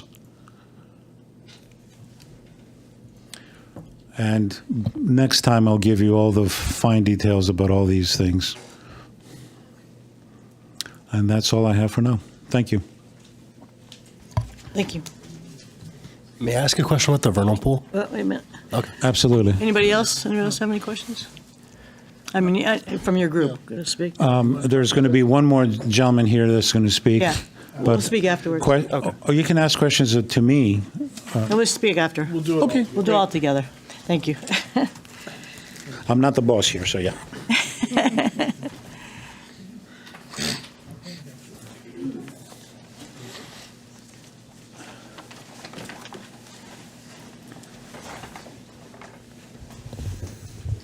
Good evening, everybody. Hey. Everybody hear me? Yes. My name is Alan Hubbard. Pull that close to you. My name is Alan Hubbard. I'm with Athletic Fields of America. We are a general contractor that specializes in sports facility construction, both natural grass and synthetic turf. We are also a wholly owned subsidiary of Tenkate Grass. Tenkate Grass is the largest global producer of synthetic turf and components for synthetic turf probably in the world. Let's see here. Yeah, I'm going to close these. So I just wanted to, real quick, dovetail into what Carl said about the Yale study while I do this. When I hear the word study, to me, that doesn't mean somebody's opinion. When I hear the word study, that to me means that research has been done by accepted scientific principles and standards. It's been published and it's been peer reviewed. That's what study means to me. Now, I've been attending meetings like this all over Connecticut and New England for the last 10 years, dozens of meetings very similar to this. And in every meeting I've heard, the Yale study, the Yale study, the Yale study. And that's great. But never once have I seen anything named the Yale study, endorsed by Yale, put up on a screen. Nobody seems to be able to find that it's been published. And I'll just leave it at that. What I will share, though, is that if the Yale study had any credibility, you wouldn't see Yale University with 7 synthetic turf fields like you see here. We've got softball on the upper right, field hockey, the Yale Bowl, lacrosse field, baseball, football practice, and a warm-up area, 7 fields, and right next to a river. So, I think that kind of speaks for itself. If Yale thought that these things were hazardous, they'd probably be the first one not to have them. As far as the safety of synthetic turf, a couple of things that I'd like to share with you.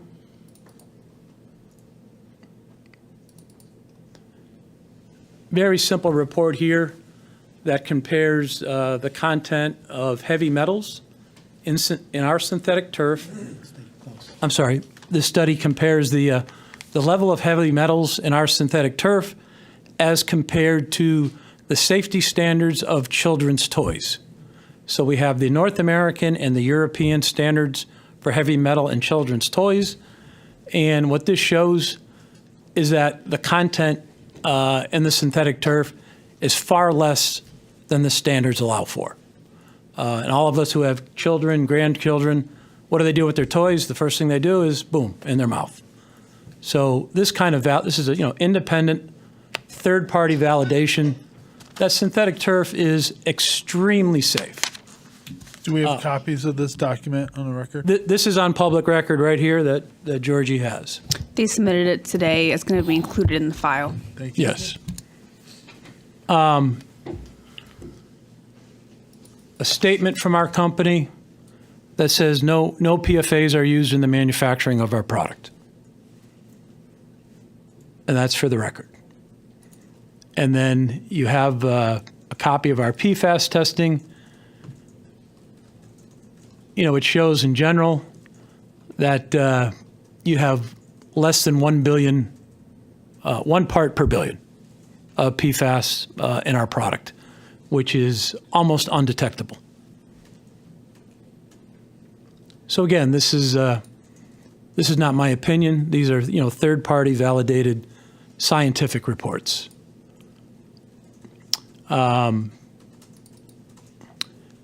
thing that I wanted to point out, which will dovetail on what George said about water quality.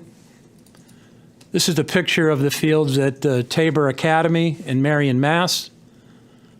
These 3 fields are located right next to the town well, and they're also right next to a tidal zone on the ocean. So before these fields went in,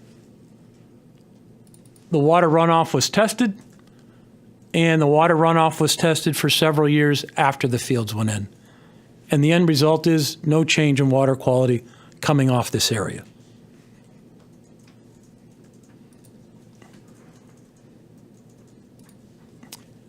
And just to give you an idea,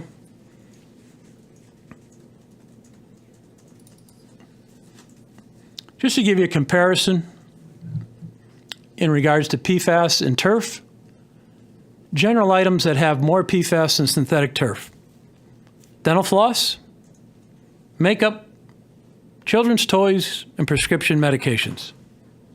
All of those things generally have more PFAS than synthetic turf.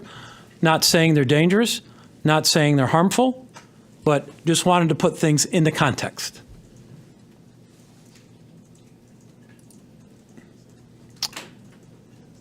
And general research overview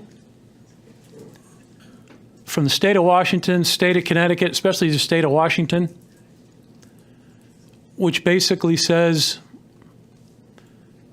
that the incidence of cancer and health, the incidence of cancer and overall health of children that play on synthetic turf fields, the incidence of cancer is less than the general population, just because the fact that the kids are more active.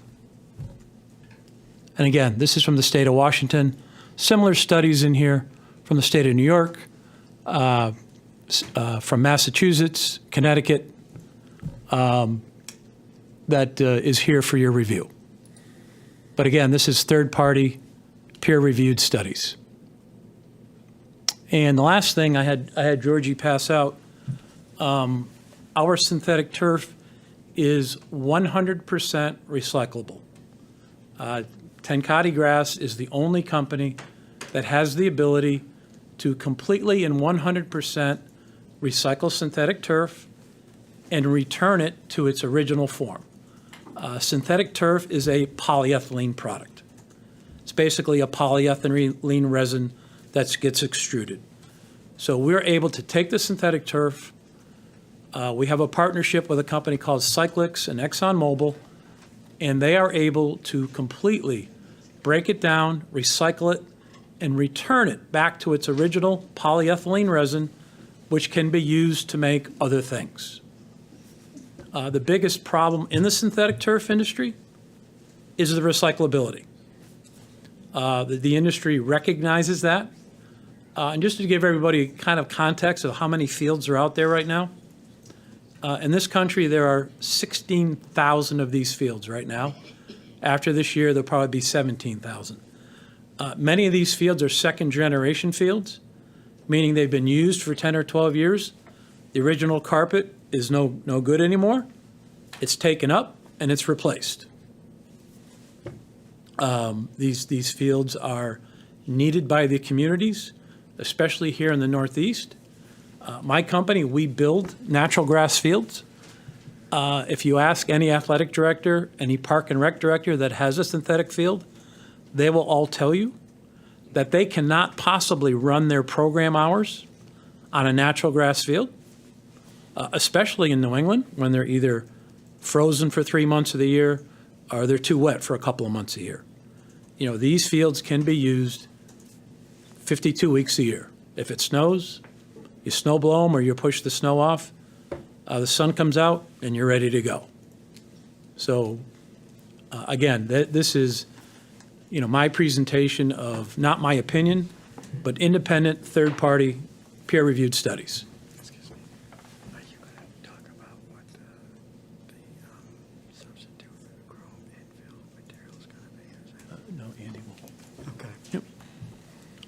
So that's what I have for you real briefly. Happy to answer any questions than anybody has, but I've been doing this now for 20 years, and please understand, as part of what I do, what my company does, we build many facilities that have both natural grass and synthetic fields. When it comes to high-end soccer,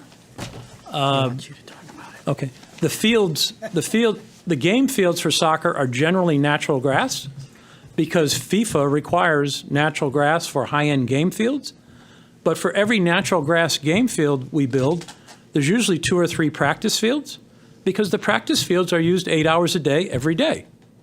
The game field can't take that, but the practice fields can. And there's some question whether synthetic turf fields can be FIFA certified. And the answer is yes. Synthetic turf fields as well as natural grass fields have FIFA standards that can be met and attained. The product that we're proposing, and this is the product, is a product that we developed and have been using in Europe for several years. We are just starting to make this over here now. We've been making it for about 6 months over here. Happy to pass it along, but this product needs no infill, so no crumb rubber. You can see it's got very large weep holes in it, drains water very quickly. The whole thing about permeability is very frustrating because these fields drain water close to 100 inches an hour, vertical inches an hour when they're finished. But some states consider that impermeable. Don't ask me why. Some states consider them permeable. But at the end of the day, they are extremely permeable. They drain water. Alan, just so I can ask you, what the folks are looking at is the final version of what... Sorry. What you're passing around, or we're passing around, is the final version of the material that'll be on top of these fields. Nothing will be added to that material there. Correct. That's it. Okay.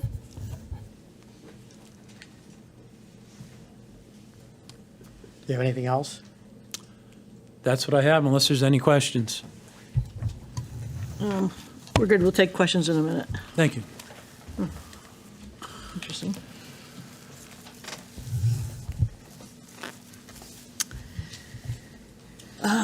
Georgie, do you have anything? Your staff?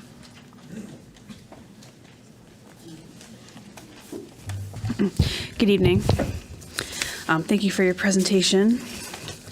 So we met with the applicant and the soil scientist last week just to discuss mitigation measures and to clarify their proposals.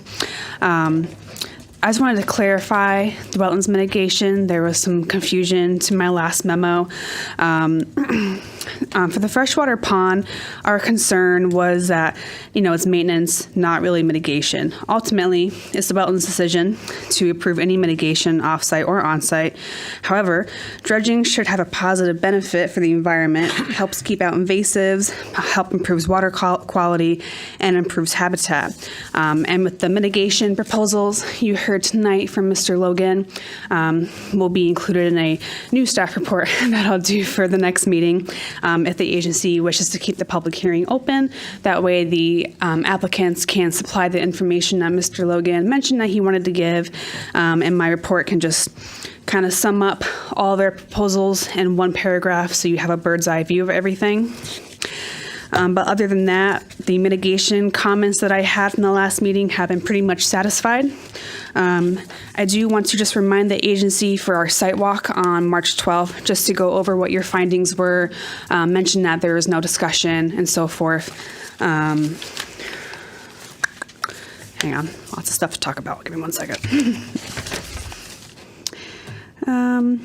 I added a few updates in my memo just under the mitigation and enhancement creation section, just some definitions about what the differences were between creation, enhancement, and mitigation to help the newer members of our agency. And then any prudent and feasible alternative should be discussed with the agency members. And that if the agency wishes to continue the public hearing, the last date would be April 2nd until state statute time has run out unless the applicant requests an extension. After our meeting with Mr. Borgia and Mr. Logan talked about mitigation last week. I came up with a few different site specifics, and I think after tonight I may have one more to recommend, but that's just what they are. They're just recommendations. Of course, as the agency, you have the sole authority to edit anything that I write. And the only other question I had that I was curious about is if there was a different discharge point, if it was feasible to do and look at, and maybe Mr. Furman could answer that question. But that's all I had. Yeah.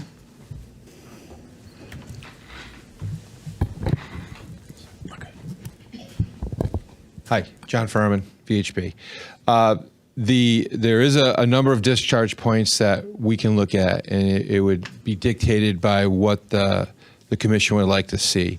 The water is all collected in piping. It's all gravity. We can just re-slope piping and direct it to wherever is appropriate. We like the discharge point where we have it because it somewhat mimicked where the water was going initially. So if we take it and for instance, relay the pipes and discharge it to the manhole that's at the head of wetland A, it would then have an independent piping system, and then it would discharge onto the west side of Bright Meadow Boulevard. It's still the same water course that it's going into, but it's be directly in front of the culvert as it goes underneath Route 5 and 91. But we can evaluate it if the commission gives some guidance on what they'd like to see. That's all I had. Thank you. Okay. So now, agency, you want to start? Thank you. Excuse me, sorry. Apologies if I missed it between all the information you guys have been giving us. For the question on the vernal pool that I had, I know, George, you said that yours was like made up of some plastic material. I just want to know kind of the material that you guys plan on making this one part of the project of, whether it be like a poly material or like a natural or concrete or. So, okay, so one of the things why I wanted to go there today, because the last time I was looking at my clock and going, okay, these commissioners are going to come now and I'm going to be late. So I just took a picture and said, ooh, this is a great area. So I went back today and I dug a few holes because the idea was to figure out what the hydrology would be. Believe it or not, the area that we would be doing this is wetland. And you can see from the plans, if you look in the existing conditions, even though that wetland boundary is not enumerated because it was done many years ago, you can kind of follow and see that little nook, the boundary comes up to a point, almost like a shark's tooth, and then goes back down again. And believe it or not, the water, the drainage class is not poorly drained; it's very poorly drained. So the minute I dug down, I was in gray sand. So that's what tells me that the groundwater is there for a significant amount of the growing season. So that means that we have a stable source of groundwater. So this pool would be completely groundwater fed, and then in the summertime, the water would go back down to the ground, which doesn't matter because by that time, the target species are out. So it would just be like a natural boundary, like keeping the water in there? Correct. So okay. So basically, we're going to scoop some soil out. We're probably going to keep the top layer and put it on a plastic tarp next to it. There's a little berm there, which is plenty of room. Take the subsoil out, put it somewhere else, and make sure it's stable, and seed it, and then put some of that organic material back in, because even though the areas underneath are sand, so if it was silt, I'd be worried that it's going to be just one chocolate mess for a very, very long time. But it's almost a which kind of makes sense of why the water's there, like a medium sand. So it's ideal. Thank you. One more thing, Mr. Furman. I know you mentioned that there'd be a company that would be coming in to clean out the sediment traps. Do you guys have an idea on what company that would be? We don't. That usually is something that, as part of the operation, of the facility, the owner establishes a contract, but they'll go through. It's a very common process to do. It's usually what we see is street sweepers that have those companies that do street sweeping. They also have the vacuum trucks, so they do the surface cleaning and then come back and do the catch basins. Okay, I just didn't know if it was gonna be like your guys or like a private company or something like that. So I just wanted. I am curious. too old to clean catch basins. So. All right, thank you guys. George?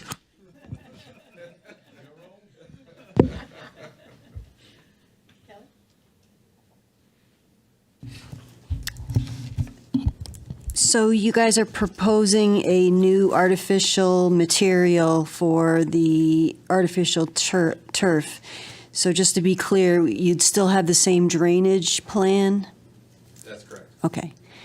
And I know that the drainage plan would get anything that's floating, but what if something's dissolved? How, or is that just not even a concern? I really can't answer the dissolve part. Usually, anything that's dissolved, like salts, for instance, is a constituent that is dissolved, and there's no easy way to recover any of that. But I don't know that we have anything here that is dissolved as part of this process.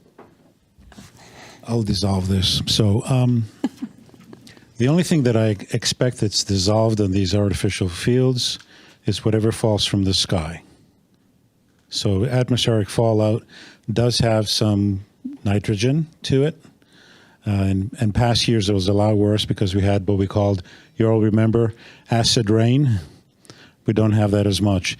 But there's still a component of nitrogen that falls in the synthetic fields, and that's obviously soluble. So the idea is that if we were discharging with the little bit of nitrogen that comes off the sky, which is not the kind of thing that will come off a not properly maintained grass field, and I make that good distinction. It's a small component. It's very, but it's still there. And I actually there's I was looking at that for another project not too long ago, and we actually have in Connecticut, I think, 2 stations that are by NOAA that calculate the amount of nitrogen that falls from the sky, and one of it is in Pomfret, and the other one is down towards New York. And so I looked at the concentration on an annual basis in a normal year is about 0.84 milligrams per liter, which is not a tremendous amount because that's about, in a lot of places, the background in our streams. Some streams a little less, but this particular stream, I would expect it's at least there, if not more, because of the kinds of soils we have here, the fact that we have 64 or 65% urbanization within the watershed and about 20% of impervious surfaces, at least today. We'll have a little less when we're done. So I don't expect that that's going to be a problem for this system to get this soluble nitrogen that's coming off the sky to be concentrated down to the wetland. Can I ask a couple more questions? Okay.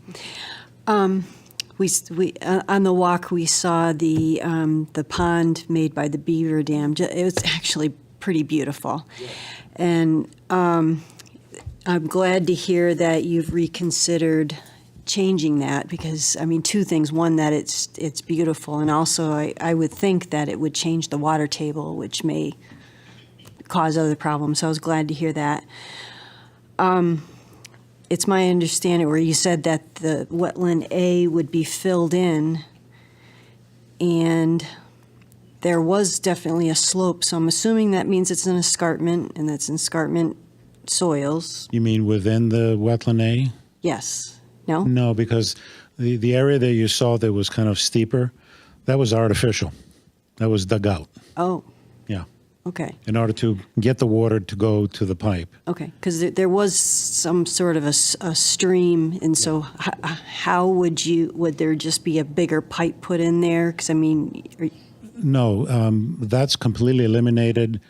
I think, if I'm understanding, that pipe goes, but the manhole remains. The manhole remains, which is just outside of the wetland in the pavement. But what you see there is that you're calling stream, which is basically a drainage ditch, is the result of the two concentrated flows that come off the parking lot that kind of join together and have carved a little channel all the way to the outlet. Okay. And one of the other things we saw on the walk, there was obvious evidence of a lot of wildlife. I mean, we saw evidence of deer and everything there. Being a scientist, what is your opinion on that? Well, that's how much time do you have? So here's a general statement on the wildlife. I know, and you got to understand, my master's is in conservation biology and wildlife management. So that's something that's close to my heart. That's why the vernal pool came out. But the other thing I'm going to tell you is that I've been involved now in 2 Supreme Court cases, and one of them specifically has taken the regulation of wildlife as species outside of the commission. You regulate the habitat and physical impacts to it, so filling and hydrological and water quality impacts, for instance, but you don't regulate wetland wildlife, or any wildlife for that matter. However, having said that, I can tell you that wetland A, I'm not going to say that it doesn't have wildlife. Of course it does. I mean, we saw the evidence, and I'm sure if I went there in about, say, 3 or 4 weeks, I could come up a list of species that utilize it. When I was walking through the woods today, I started hearing some of the birds that have come back, like the nuthatches and the Carolina wrens. Well, those were there too. We saw the raven. I was just going to say our raven. I was saying something to us. I couldn't understand what it was saying. But remember, you have a wetland A, and it's in a fenced area. It's next to parking lots, so that kind of limits the ecological integrity, and that affects wildlife utilization. So I'm not going to say that there's no wildlife that utilizes wetland A, but the kind of wildlife that utilizes wetland A also utilizes, to a much greater extent, the surrounding habitat, including the areas that we put in conservation easement. You have larger trees, so think about birds and think about trees. Trees are like hotels. Shrubs are not, because there's a lot of layers. So you get birds that like the canopy, the mid canopy, and the lower canopy, or the ground. So in a mature forest like the one that we're conserving, you're going to have a lot more wildlife there.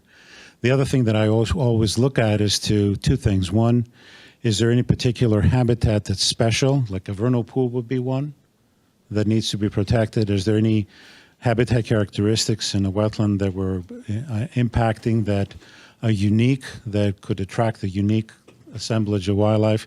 And I don't see this here. I mean, I could see it down by the wetland B and all that. The other thing that I also look at always is to see if there's any recorded listed species for the area. That could be upland or wetland, doesn't matter.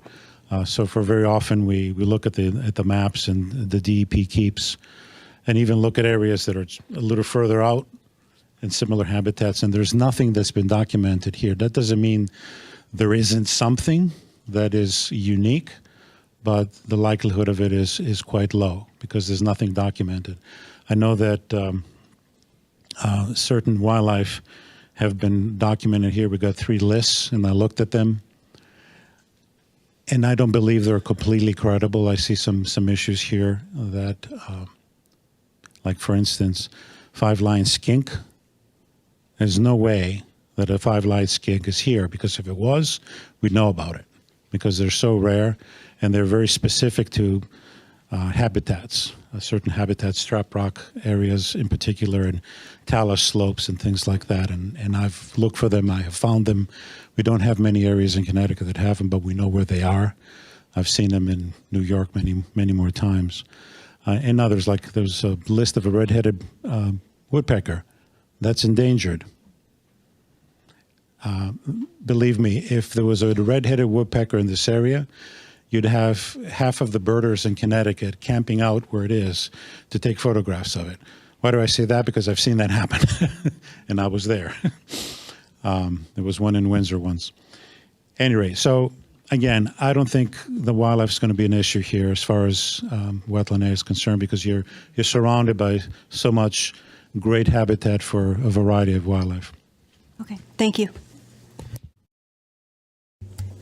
Yes. Mr. Furman, whoop, I'm losing my. As you were speaking, you said that there is a screen that can be added. Can you talk a little bit more about that? Briefly, but in the interest of time. Sure, yes. Is that something that you're going to do? What does that entail?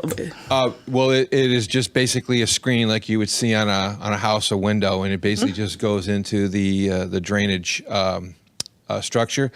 But with the elimination of the crumb rubber, it's really not needed anymore. Because that's what the purpose of it would be to catch anything coming off of anyone's feet. And if we're eliminating that component, we don't need to have that. And nothing from this new material would be a similar scenario? There's nothing in it. Okay. Well, there's something in it, but. Nothing loose that's in it that's going to come out. Okay, so as we were passing it, just a point of some of the little pieces of the almost like grass, like Easter grass. You know, it came out like a piece like that. So I'm just wondering about that. It's not a sealed edge. Yes, when a field is new, when you cut the turf, you're going to cut some fibers on the edge that are loose. That in the beginning, will come off. I'm sorry. The green fibers that you see in the turf are what we in the industry call yarn, just like the carpet industry. When you first cut into a piece of synthetic turf, you're going to cut some of that yarn, and some of that is going to come off. There's no question about it. Very minimal amount, but a little bit of it will come off. And as the fields wear, a little bit of that yarn will wear off over time. Very minimal amount, but some of it will wear. So if you need the traps in place to potentially catch any of that, doesn't seem like it'll be an issue. No, we can certainly add them. And then, and if we add them, the traps would be the first layer of defense. The second would be the OSGs that we have just before discharge. So it's going to get trapped in one or both of those. Perfect. Thank you. One more question. You also mentioned that you were going to look into moving the drain out of the aquifer area. I'm just wondering why that wasn't an original consideration and looking into it versus actually doing it. We looked at in the drainage report. We have existing and proposed drainage maps, and we have the way that it's been modeled on the way the parking lots now are. Is that most of the water goes into this 36-inch drain and then goes along it, and then the elimination of wetland A that has water that was being surfaced and recharged. So our intent was to basically try and mimic that. We wanted to try and do a water balance between that. There was some concern early on by the team that we were adding a discharge upstream of the beaver dams, so that we would be kind of stressing that situation more. But the amount of water that we have going in when we actually did the model, because of that time of concentration difference between the existing and proposed, is substantially less. So we decided to leave it where it is, so that we had water going into that upper area.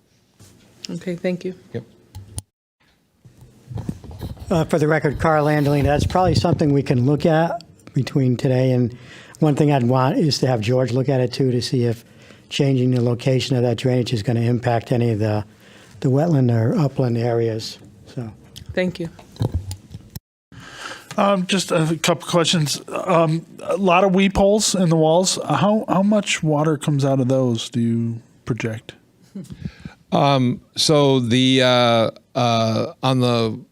on the walls where they are going to, if you're standing in the field and you see them, those will be in the water table. Eventually, they will seek its own level. So you're going to get some bleeding coming in at first, but eventually that will die off.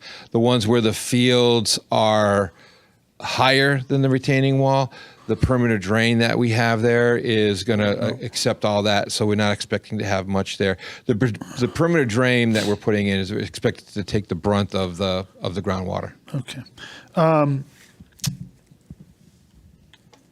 So you're going to, George, I know you're going to probably come up with a very detailed plan. What size stock do you usually use, like 2-3 gallon for shrubs? What do you usually use, recommend? It's a number 2 pot. Okay. Yeah. And this vernal pool, is that hand dug or machine dug? Yeah, it would have to be machine dug. So I was thinking of that today. We'll have to get a dedicated path with a tracked mini, low impact mini, to come down and do that work. All right. So I would definitely want to see a really detailed plan on how that's Okay, going to happen. Yeah. Got to think and that through. Protect the what's around there. And I assume you'd be open to a bond for the wetland creation area? Probably, yes. There's a question that I had about the two things that we would do in Brainerd Park that we're proposing. Do we have to get specific permission from someone else? Well, I had that question too. That was my next question. Actually, I assume those are all pendant on approvals from the town and what other entities might need to be. Yeah, of course, the town of Enfield would have to sign off on any work on Brainerd Park. And also But I'm assume sure there'll that be, could be done. appropriate hold harmless agreements and all that kind of Yeah, lawyer for sure. stuff. For sure. And I assume that you saw did you get the report from John Cabibbo? Have you addressed those? We just got it today, so I don't know. Yeah, Okay. I haven't had a chance to look at it, but I think again, the issue is with the soils. I haven't said anything tonight, which he hasn't mentioned in his reports as well. So the groundwater, we are going to be in it. We did test pits. We confirmed where we're going to be in it, and that's the purpose of doing that drain around the perimeter to basically intercept that. There's nothing worse than working on a construction site and having to trudge through mud. So the drain, its intent is to dry out the work area so that we can actually put these in. Last question, in terms of lighting. So I know sometimes we look at lighting in terms of how that impacts the animals, around. So the fact that this, I'm sure, is going to be used into the evening hours often. How is that going to impact the fauna? Well, I know that we've included a lighting plan. We've submitted it on a number of occasions. We've updated it to planning. The lights are a tall light. And they're intended to light up all the fields because of the night play. They're designed so that the spill going off the property meets the municipal standards. I don't know, and I can get the answer for you right now, but I don't know what the spill is from basically field 11, which is the last one out into the wetland area, but I will find that answer for you. Thank you. Generally, the lights that are used are LED fixtures, where when you're 10 feet outside the boundary, there's no spillover. They're very, very specific. Nice. Okay. Thank you. Ken? Oh, should just going back to, I think, the very beginning of this, you mentioned the Supreme Court case regarding the Army Corps of Engineers. Do you have the citation or just the case name? I can get it for you. I don't. That'd be great, yeah. Yeah. Unless my colleague sitting 3 rows behind me, I'm sure, can cause it in his head. 2 rows and 3 rows and 4 rows. Sackett? Sackett. Yeah, I knew it. See? Is it? Sackett case. It was, I think, in May 23. Okay. But I can provide a copy into the record for you. That'd be good. Thank you. Sure. That'd be perfect. Yeah. And then there was reference to the, I believe, the 7 artificial fields at Yale. Do we know when the last one was installed? It's my understanding that the last one that went in was 2 years ago, and that was the last one was the field in the Yale Bowl. Okay. Are any of those fields next to a wetland? They all are. There's a river. I can pull up the picture for you. It's the middle of the north, whatever. North. I'm not sure what the name of the river is, but it's right there. Okay. Significant wetlands. I believe it's a small river or brook that flows out into the sound. Okay. So you can tell by the picture.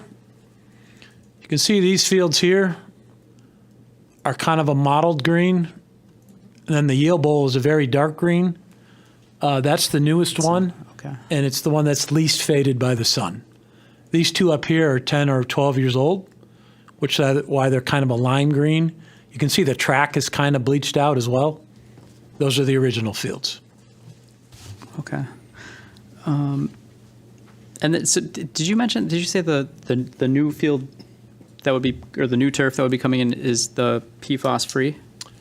I'm not a toxicologist. My understanding is that there is nothing that is completely PFAS free, but there's a report in here of our PFAS testing that shows that it's less than 1 part per billion and far under the minimum standards for children's toys. Okay.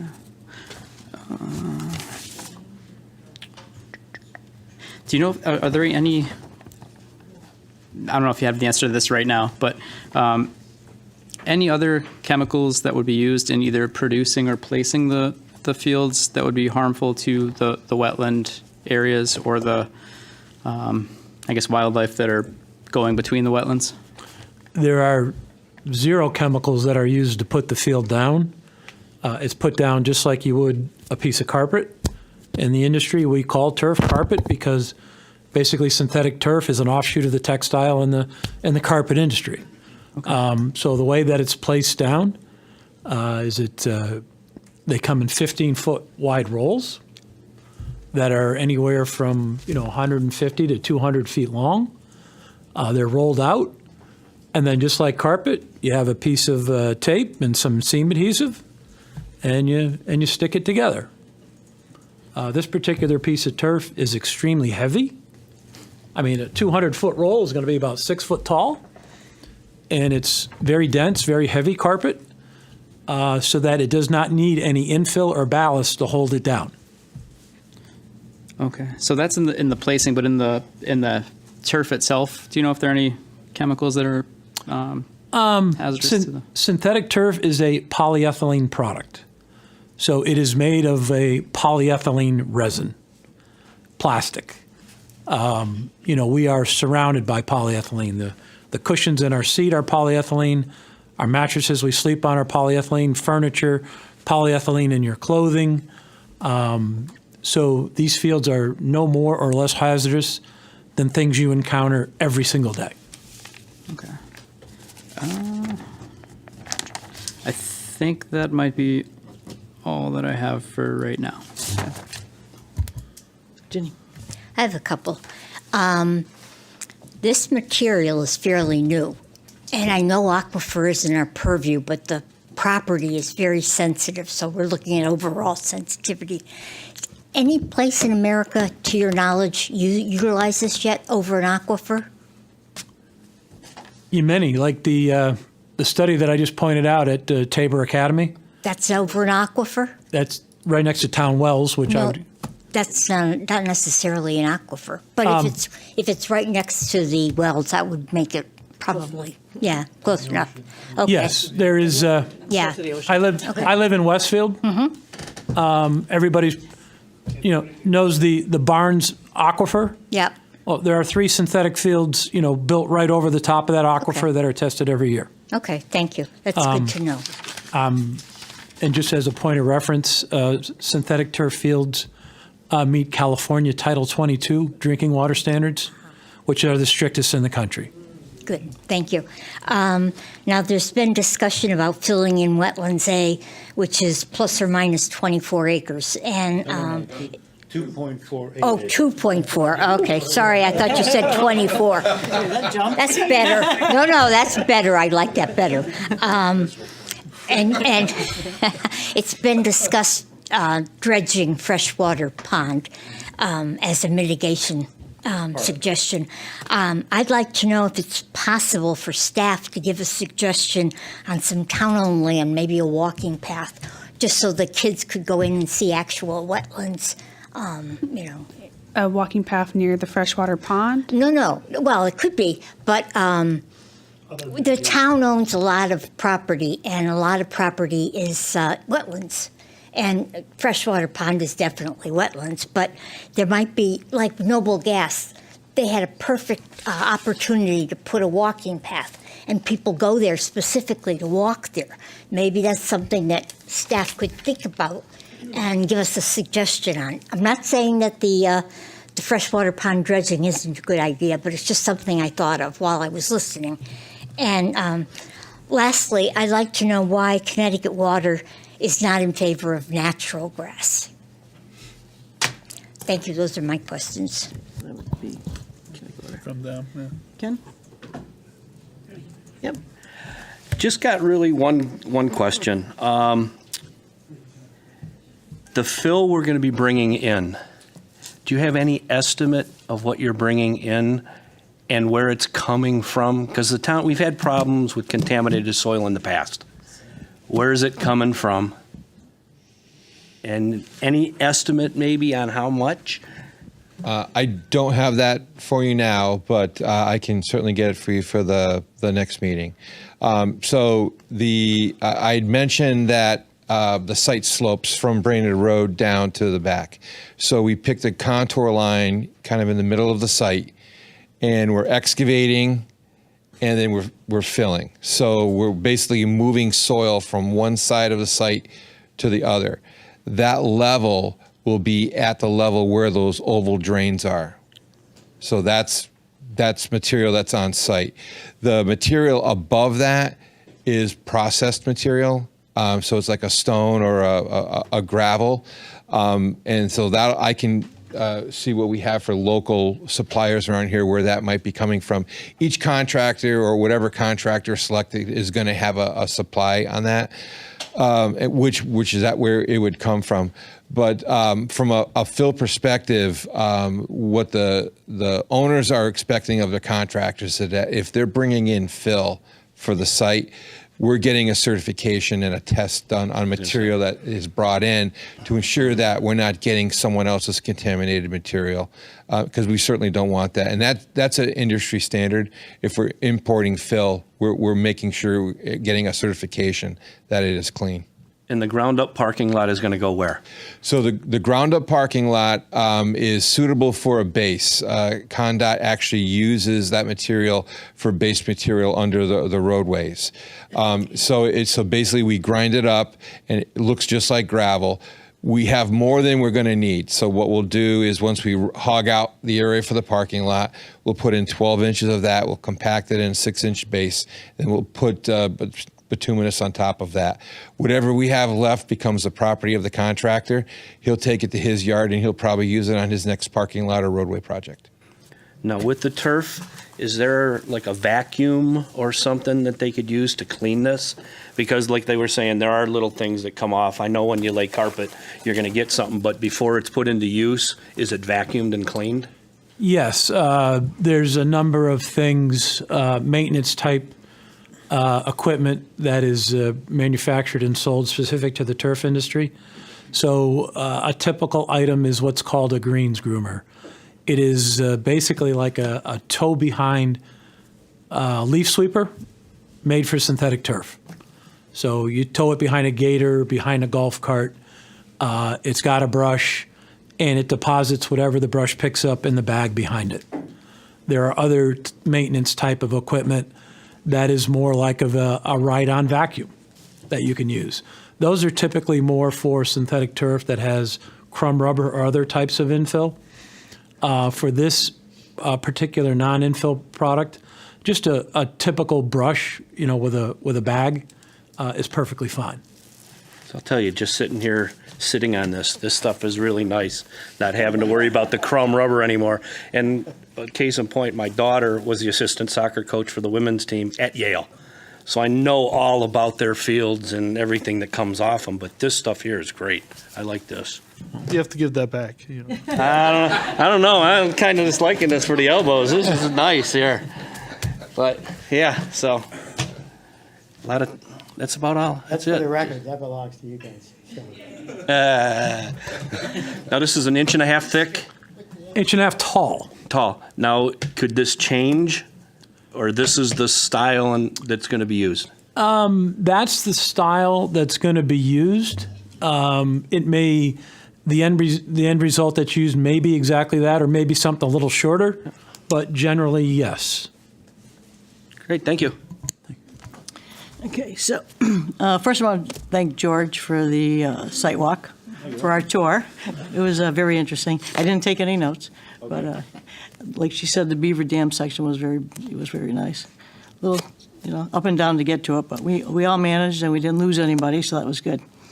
One thing about the escarpment soils, I don't think you mentioned, so maybe for the next meeting, how they're, Gretchen Pfeiffer Hall had a question on that, so maybe for the next meeting you could Have some ideas on that. have some ideas on that. That'd be great. A lot of the other questions have been asked.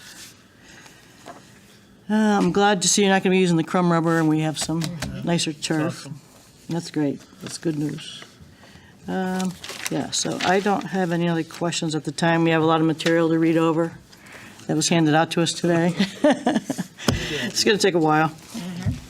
So I think that's it for the agents and staff questions. And anybody else? No further comments from staff. Pardon? No further comments from further staff. comments? No further questions? Just, Madam Chair, just one thing, I don't know if you want to just quickly go over the site walk and just say that no notes were taken or whatever, just briefly. Yeah, I didn't take any notes. I don't know if anybody else was on it. No? Suzanne? She took notes? So Kelly took notes. If you want to say what's in your notes or...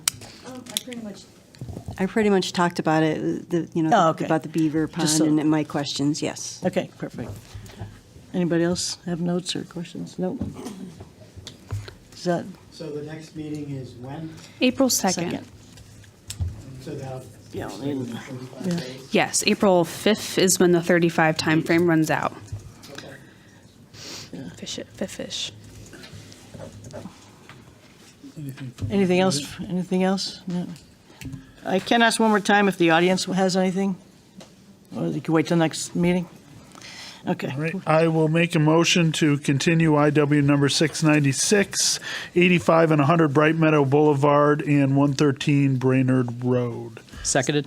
Who's that? Okay, Dylan. Ready? To the next meeting. To the next meeting, April 2nd, hopefully. Thank you.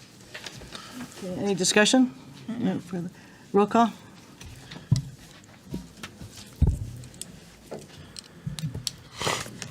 Donna Corbin Savinsky. Yes. Kevin Zorda. Yes. Virginia Higley, yes. Kelly Hemler. Yes. Dylan Bridge. Yes. Nancy Martin. Yes. Chris Renault. Yes. Ken Kaufman. Okay, 7 in favor, motion Oh, I'm passes. sorry. Yeah.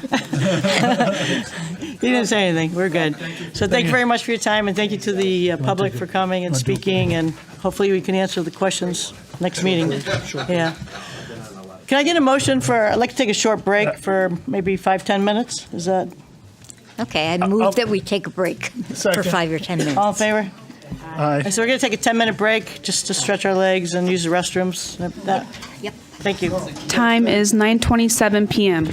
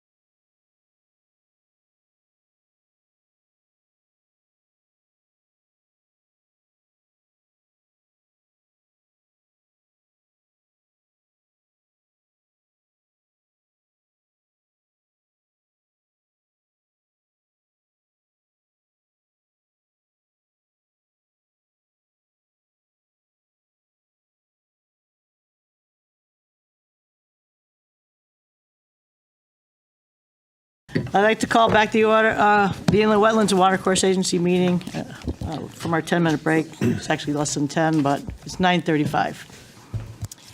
So next on our agenda, there's new public hearings. We have none. Old business. DPN 2024-0126, map 79, lot 11. Request for a jurisdictional ruling for establishing agricultural crop fields. Cliff Chapman, applicant, Mayfield Place 2 LLC owner, map 79, lot 11, R44 zone. This was tabled on March 5th, so could we have a motion to remove from the table? So moved. Second. Second is Kelly. Any discussion? Roll call. Donna Corbin-Savitsky. Yes. Kevin Zorda. Yes. Virginia Higley, yes. Kelly Hemler. Yes. Dylan Bridge. Yes. Nancy Martin. Yes. Chris Renaud. Yes. 7 in favor, motion passes. Hi. Good evening. My name is Tim Kuhn. I'm a professional engineer with J.R. Russo and Associates. I am here tonight representing the applicant and property owner Cliff Chapman, who is in the audience behind us. I am joined up here by attorney Janet Brooks, and also here tonight is Jeff Lipton of Pleasant View Farms, who will be the one who actually does the farming activity on the property in the event that we move forward with this. The applicant is proposing to establish hay fields and hay farming on his property at the end of Mayfield Drive in Enfield. The subject property consists of 94.4 acres, identified as Assessor's Map 79, that's Lot 11, at the eastern end of Mayfield Drive. The property currently abuts the Massachusetts state line to the north and Shaker Pond to the east. It is currently undeveloped woodland, with the exception of an existing cleared swath, which you can see on the exhibit here that goes kind of east to west, which is associated with a pole line that is Eversource and their access road to maintain that pole line. The exhibit plan also shows a wetland line. This wetland delineation occurred back in 2006 as part of a Stonegate development, which was actually a residential development which was approved and issued a wetland permit back in 2006. And this line was taken off that plan. We did not redelineate it. We just used the approved line from that point in time to demonstrate where the wetlands are on the property.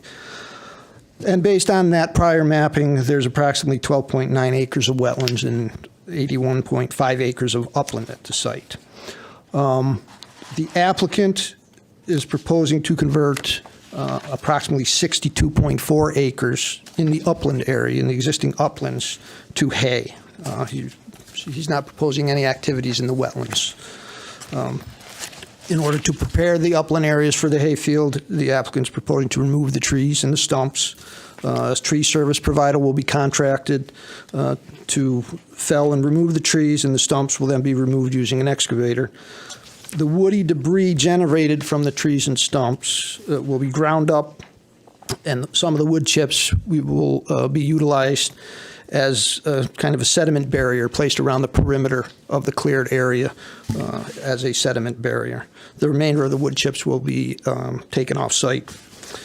Upon removal of the trees and stumps, the area will be plowed, harrowed, and then seeded with an appropriate seed mix for a hay crop. The existing drainage patterns and the existing grades will be maintained, so we're not proposing to change any of that. We are going to propose a new farm road, which will be constructed off of the end of Mayfield Drive through the upland area to connect to the existing maintenance road that runs through the Eversource easement. And that existing maintenance road will be utilized to provide access to the remainder of the property in the back of the site. So that way we don't have to do any additional wetland crossings or anything like that. We're going to utilize the existing maintenance road. All activities proposed outside of the limits of the existing wetlands, and there will be no wetland fill. As such, we believe the proposed conversion of these upland areas to hayfield qualify for the agricultural exemption. Attorney Brooks provided a narrative with our application discussing and supporting that, and we hope that the agency finds that the proposed project is a permitted use as of right in accordance with Section 4 of your regulations. It's short and sweet. We'd be happy to answer any questions you have. Okay, thank you. Georgie, do you have any? Sure. Okay. So my memo pretty much sums up everything that I could manage to sum up. The beginning, I just cited some of our previous applications for this property. The important thing to take away from that section is just that this is a different type of project than what was proposed in the past.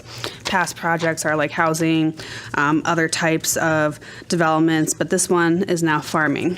We did have that one DPN from October 2023 that I provided to you just for some clarification about how this application has improved from the last application.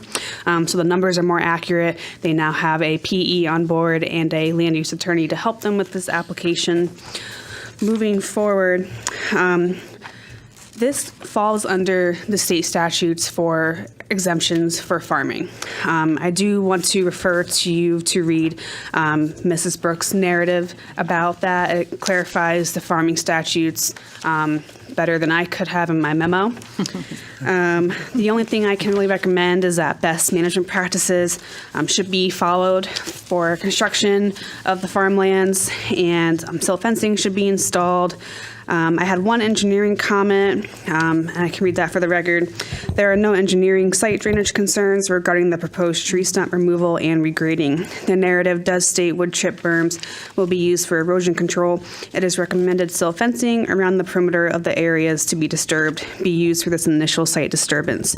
It is understood agricultural fields are tilled seasonally, but this initial tree removal and regrading will be more significant disturbance. Keyed silt fencing will afford more protection from sediment migration than the proposed wood chip berms. Then I have two recommendations. Should the agency decide a permit is required, and should the agency decide a permit is not required.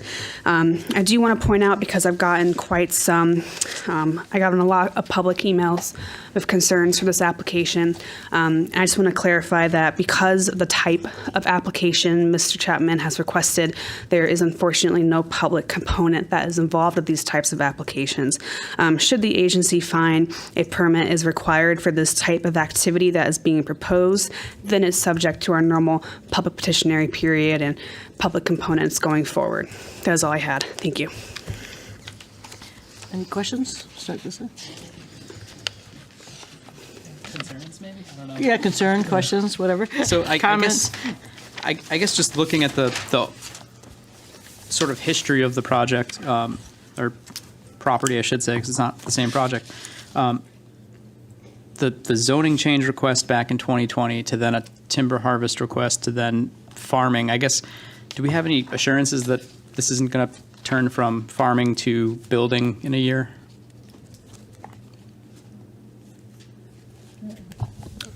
The intent is to farm it. The application in front of you is to turn this into a hayfield. The future is uncertain.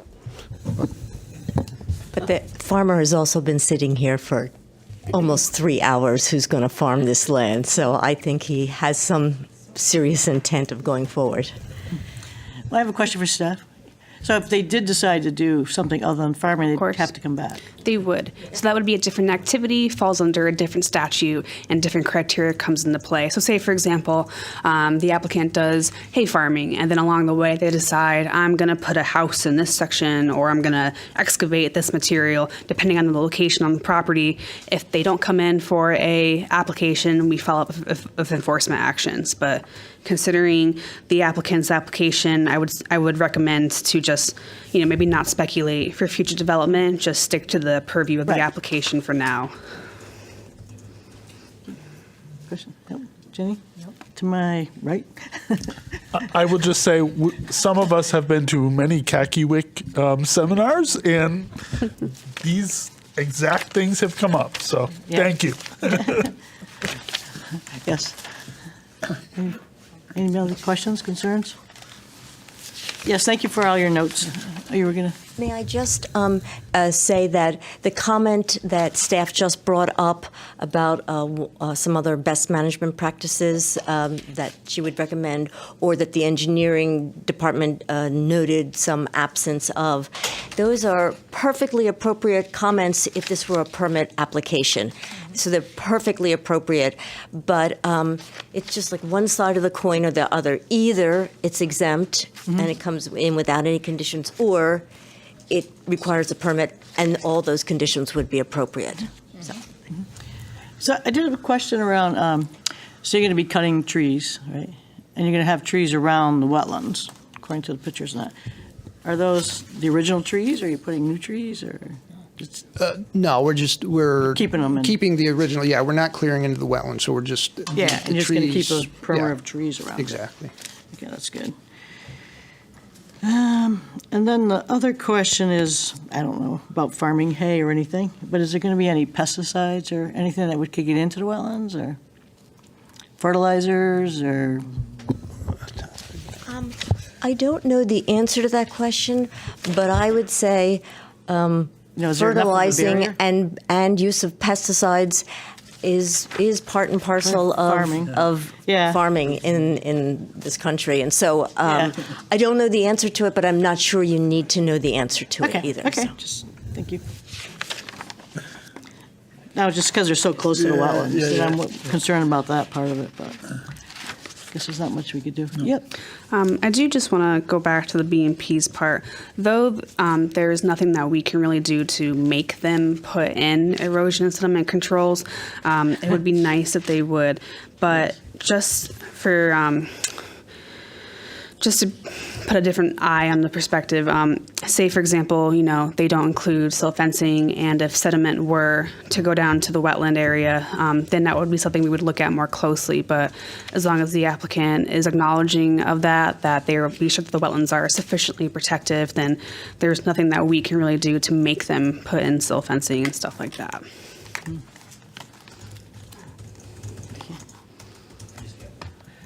Got one question? Got Okay. one question.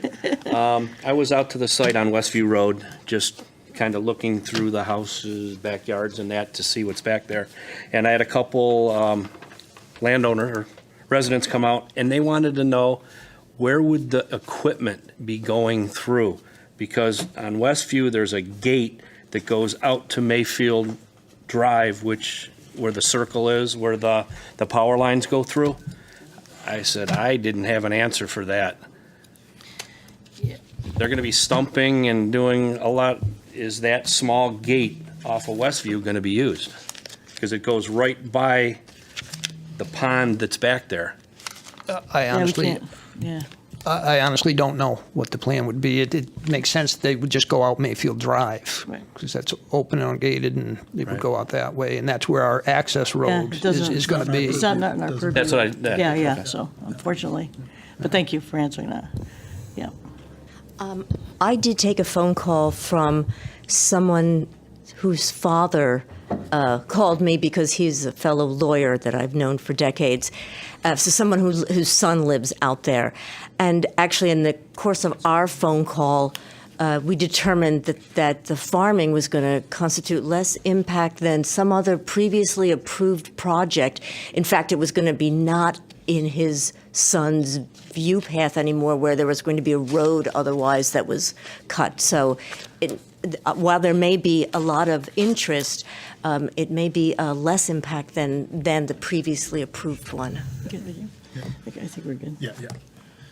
All right, I will make a motion to not require a wetlands permit for DPN number 2024-01-26, map 79, lot 11, end of Mayfield Drive, application for a jurisdictional ruling for establishing hay fields and hay farming, Cliff Chapman applicant, Mayfield Place 2 LLC, owner, map 79, lot Lot 11, R44 zone, since the activity is an agricultural exemption. Second. Do I see a second? Okay, Dylan. Any discussion? Discussion, no. Roll call, please. Donna Corbin Savinsky. Yes. Kevin Zorda. Yes. Virginia Higley, yes. Kelly Hemler. Yes. Dylan Bridge. Yes. Nancy Martin. Yes. Chris Renault. Yes. 7 in favor, motion passes. Thank you very much. Very much. Thank you. Thank you. Thank you.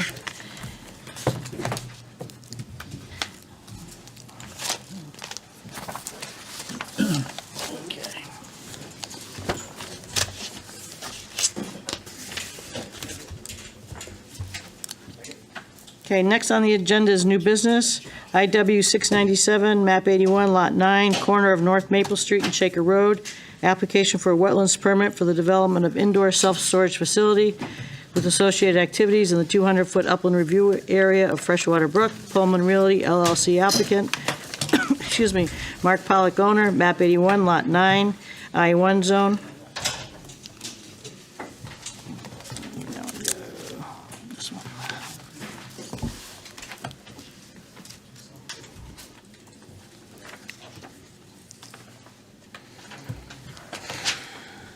Good evening, Madam Chair. Well, Hi. folks are setting up. I'll just introduce myself, Ken Slater.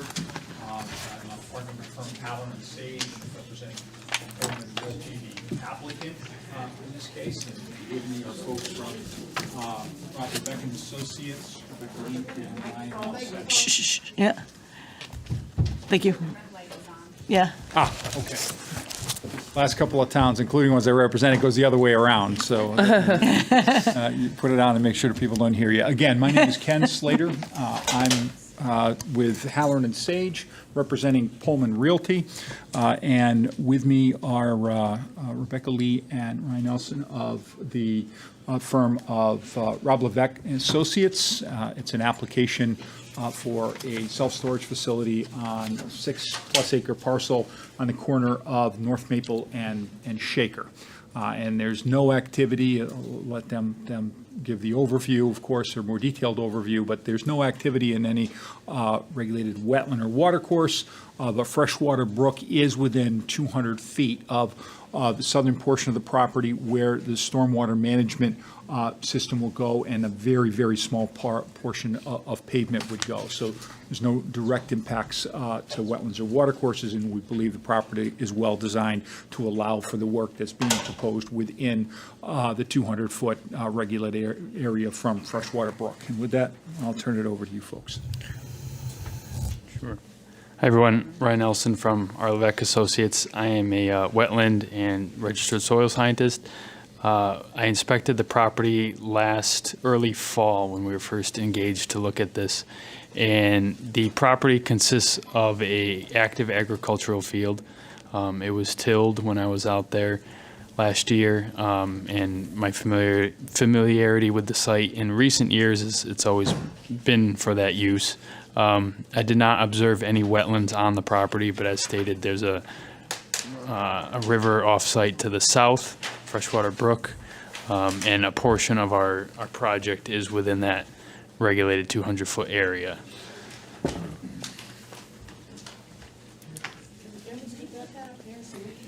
Yeah. Can the cameras get it so they could see it, or? Alex? It's here, but it's not on these. Are we able to get it on the screen? I do not. Or no? Give him 1 second. Okay. Yeah.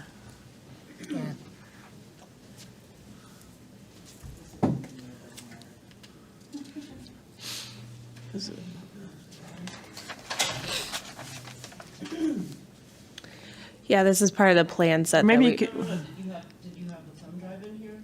Okay, so we just. Alex, can you, Testing. no, we can't?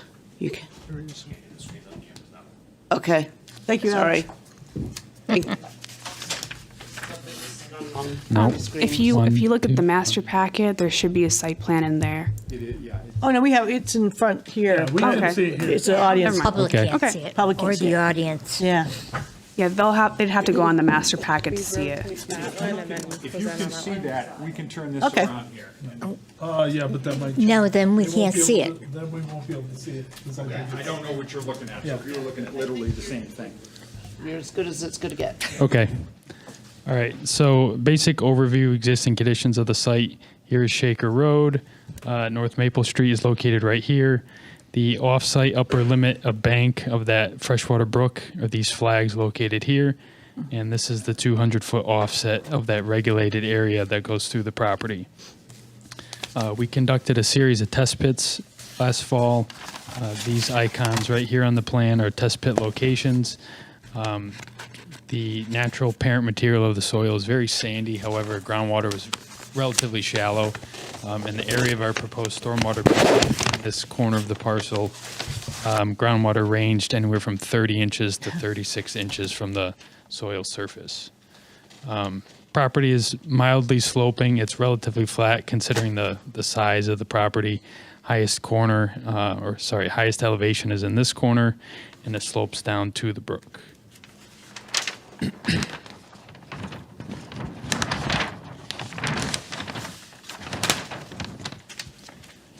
This is our overall layout. You can see we have 10 proposed indoor self-storage buildings. These will be built on slab. There's paved vehicular access drives around those buildings. We have a curb cut here on Shaker Road and another curb cut here onto Shaker Road. And this is the location of our proposed stormwater basin.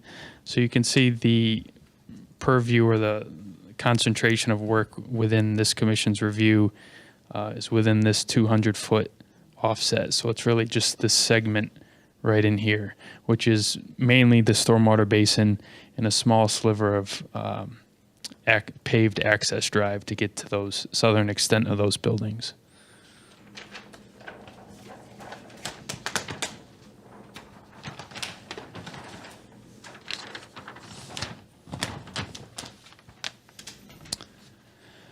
Here we have our grading plan. We designed the site to try and mimic or keep the grading as minimal as possible and use the contours of the site. So we have a natural low point at the southern part of the property. That's where a basin is proposed. The bottom of the basin maintains a 3-foot separation to groundwater elevation. So we essentially set the elevation of the basin and then engineered the site in reverse so that everything pitches to and drains to the basin. You can see there will be a slight crown in between these buildings along the paved drive areas that will sheet flow to the south.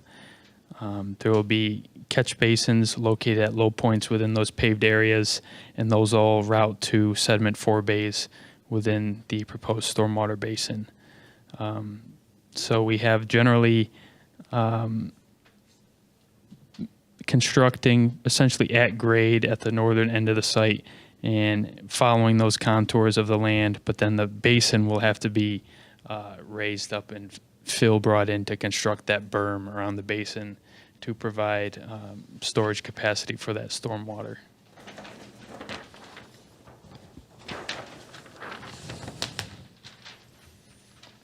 This is just further details on our stormwater basin and the subsurface piping. As you can see, these are the inlet locations of catch basins within the paved areas, and those all route to those discharge points within the basin. And I'll have my coworker Rebecca, the engineer who designed the project, speak a little bit more about that in a second here. Here's our proposed landscaping plan. All these shaded areas would be loamed and seeded and would be grass. So you have the basin area, the perimeters, and then you have landscaped areas along the frontage to the road. However, just keep in mind, like we mentioned, the regulated area is this strip right in here. Excuse me. We did look at some alternatives, but that would minimize or reduce the impacts to that 200-foot regulated area. And we think the design that is shown here tonight is the right balance between a developable and feasible site while preserving the wildlife functions and water quality functions of that regulated area. We're taking advantage of a natural low point of the site. If under a hypothetical alternative, we were to shift the basin so it was outside of that zone, that would put the basin at a much higher elevation on the site due to the groundwater elevations, and then the remainder of the site we wouldn't be able to pitch to and get to that basin. So we're not really able to minimize or avoid alteration completely to that zone. You would have a basin, occupying the central part of your site, and then you have to adhere to zoning, dimensional setbacks, and everything else for any proposed buildings. Right now, or this previous season when I was out there, almost the entirety of the property was farmed and had just open, bare dirt. I didn't notice a winter cover crop. So our viewpoint is that compared to current conditions, this sensitive zone next to Freshwater Brook will have a permanent stabilized vegetative cover, as opposed to just sediment laden runoff that could potentially occur today. So I'll hand it over to Rebecca. She can go over the stormwater information in a little more detail, and then I'm happy to answer any questions.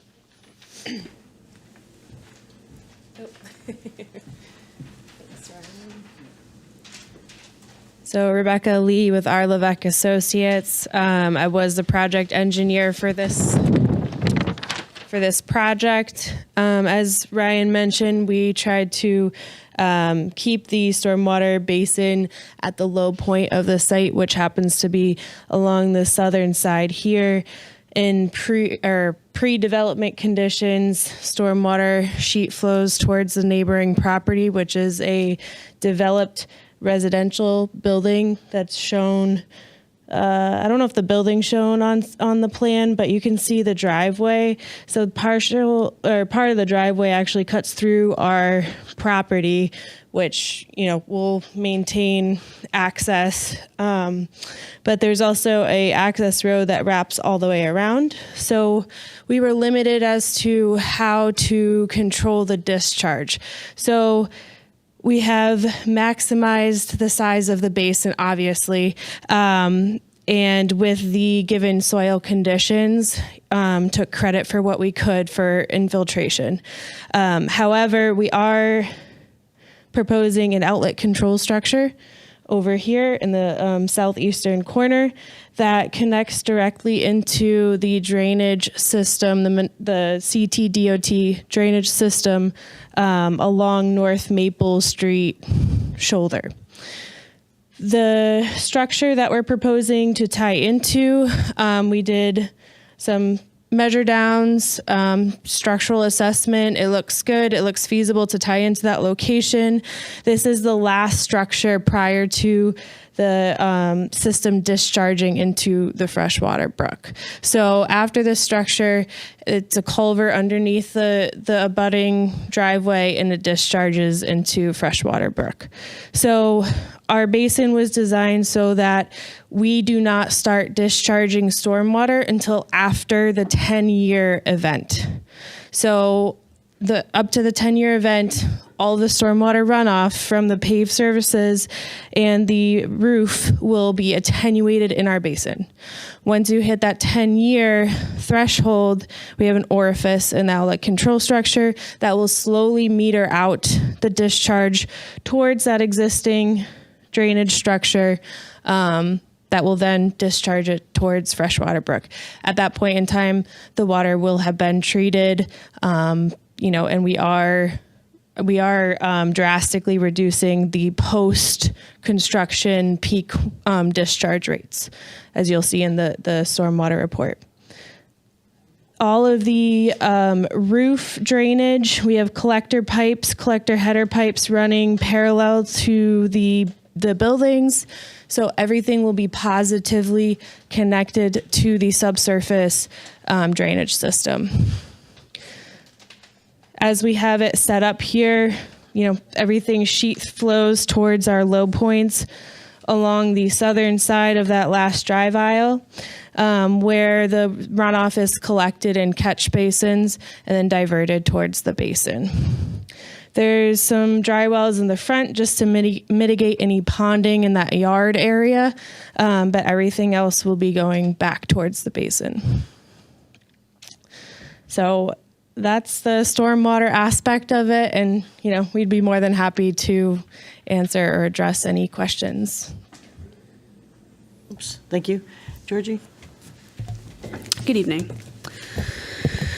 So staff met with the team. We had an ART. Because they were within that 200-foot upland review area, it was suggested that they come in for a permit, especially since they are creating a stormwater basin. The project is pretty straightforward. They're doing self-storage. The only activities is that grading for that basin area and the stormwater discharge into Freshwater Brook. Because I'm still waiting on departmental reviews to be complete, I do recommend just to continue the application to April 2nd. There's more than enough time statute-wise to do so. I have one site-specific recommendation about the future maintenance of the stormwater basin, because we've been having some issues with past applications that did not have that type of condition on their approval, thus requiring them to come in for a brand new permit, which can be a little bit tedious if the owner does not have the previous site plan or information about how that basin was designed. E&S controls are proposed. They did analyze alternatives. The alternative that you are seeing tonight is the best and most feasible alternative presented by the applicant. And that is all I had. Thank you. Thank you. Yeah, I think given the proximity to the water course, we should probably wait for engineering Yeah. review. And the tie into the sewer. Yeah. Yeah. That'd be good. Anybody else? No? Okay. I'll make a motion to continue IW number 697, map 81, lot 9, corner of North Maple Street and Shaker Road, application for a wetlands permit for the development of an indoor storage facility with associated activities in the 200-foot upland review area of Freshwater Brook. Pullman Realty LLC applicant, Mark Polick owner, map 81, lot 9, I-1 zone. Second. To the meeting of April 2nd. Sorry, second. 2024. Oh, you're long-winded. Sorry. Second. Now you can do it. Any discussion? No? I think it's a good idea as well, so we can get the information from the town. Roll call, please. Donna Corbin Sabinski. Yes. Kevin Zorda. Yes. Virginia Higley. Yes. Kelly Hemler. Yes. Dylan Bridge. Yes. Nancy Martin. Yes. Chris Bruno. Yes. 7 in favor, motion passes to continue to April 2nd. Thank you very much. Thank Have you a good for your night. time. Thank you. Next is enforcement reports. 83 First Avenue. So I don't see the property owner or property owners here tonight. The report is pretty much self-explanatory. He was in on the 13th, and I had a conversation with him, and he was told that he needed to appear here. His claim was that he already fixed the problem. And I guess what he thinks is fixing the problem, what we think is fixing the problem, are two different things. We're going out tomorrow with DEEP via the easement for the property to inspect. And the property owner, the adjacent property owner to the south where the Great Brook is located, has also been advised of the situation. So if you have any questions, I can, as a matter of fact, I believe the attorney for the property owner to the south is here.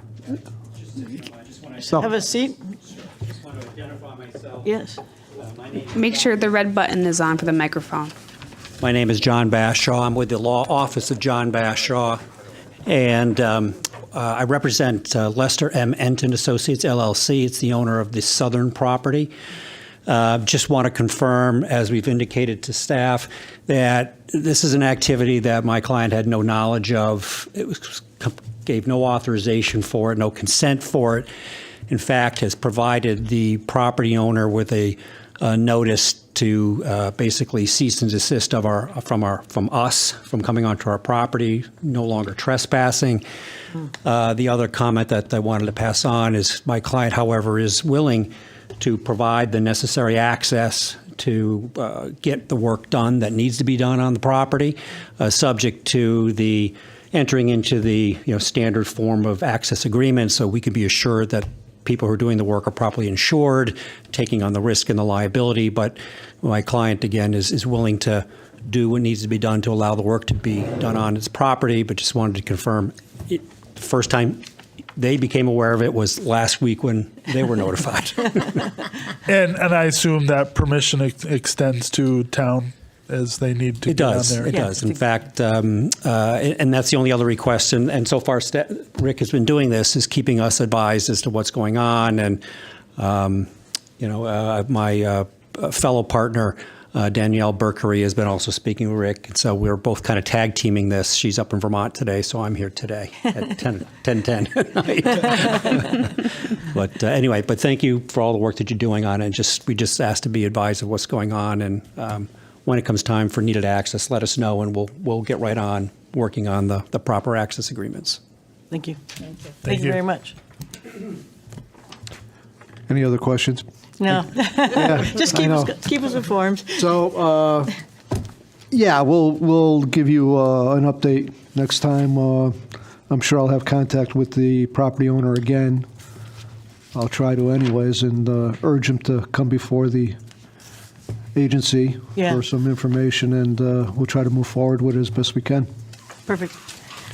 So the next one is B14 Cranbrook Boulevard, Mad Hatter. Yes, the property owner is here. Hi. State your name and addresses for the record. My name is Mo Hassan. Hi. I'm the manager. And this is Mr. Yusuf Hassan. Mr. Yusuf. My last name is Yusuf, first name Abdel. I'm the owner of 14 Cranbrook. Thank you. Thank you. Thank you. I've been here a lot of time, huh? Rick, want to give us a... So the town manager's office got a call regarding dumping on, check the date here, 3/7. March 7th, and I went out there. You know that area is known to us for being in the flood zone, having a very high water table, and the property itself is known to me from previous inspections due to the brook running very close proximity to the property.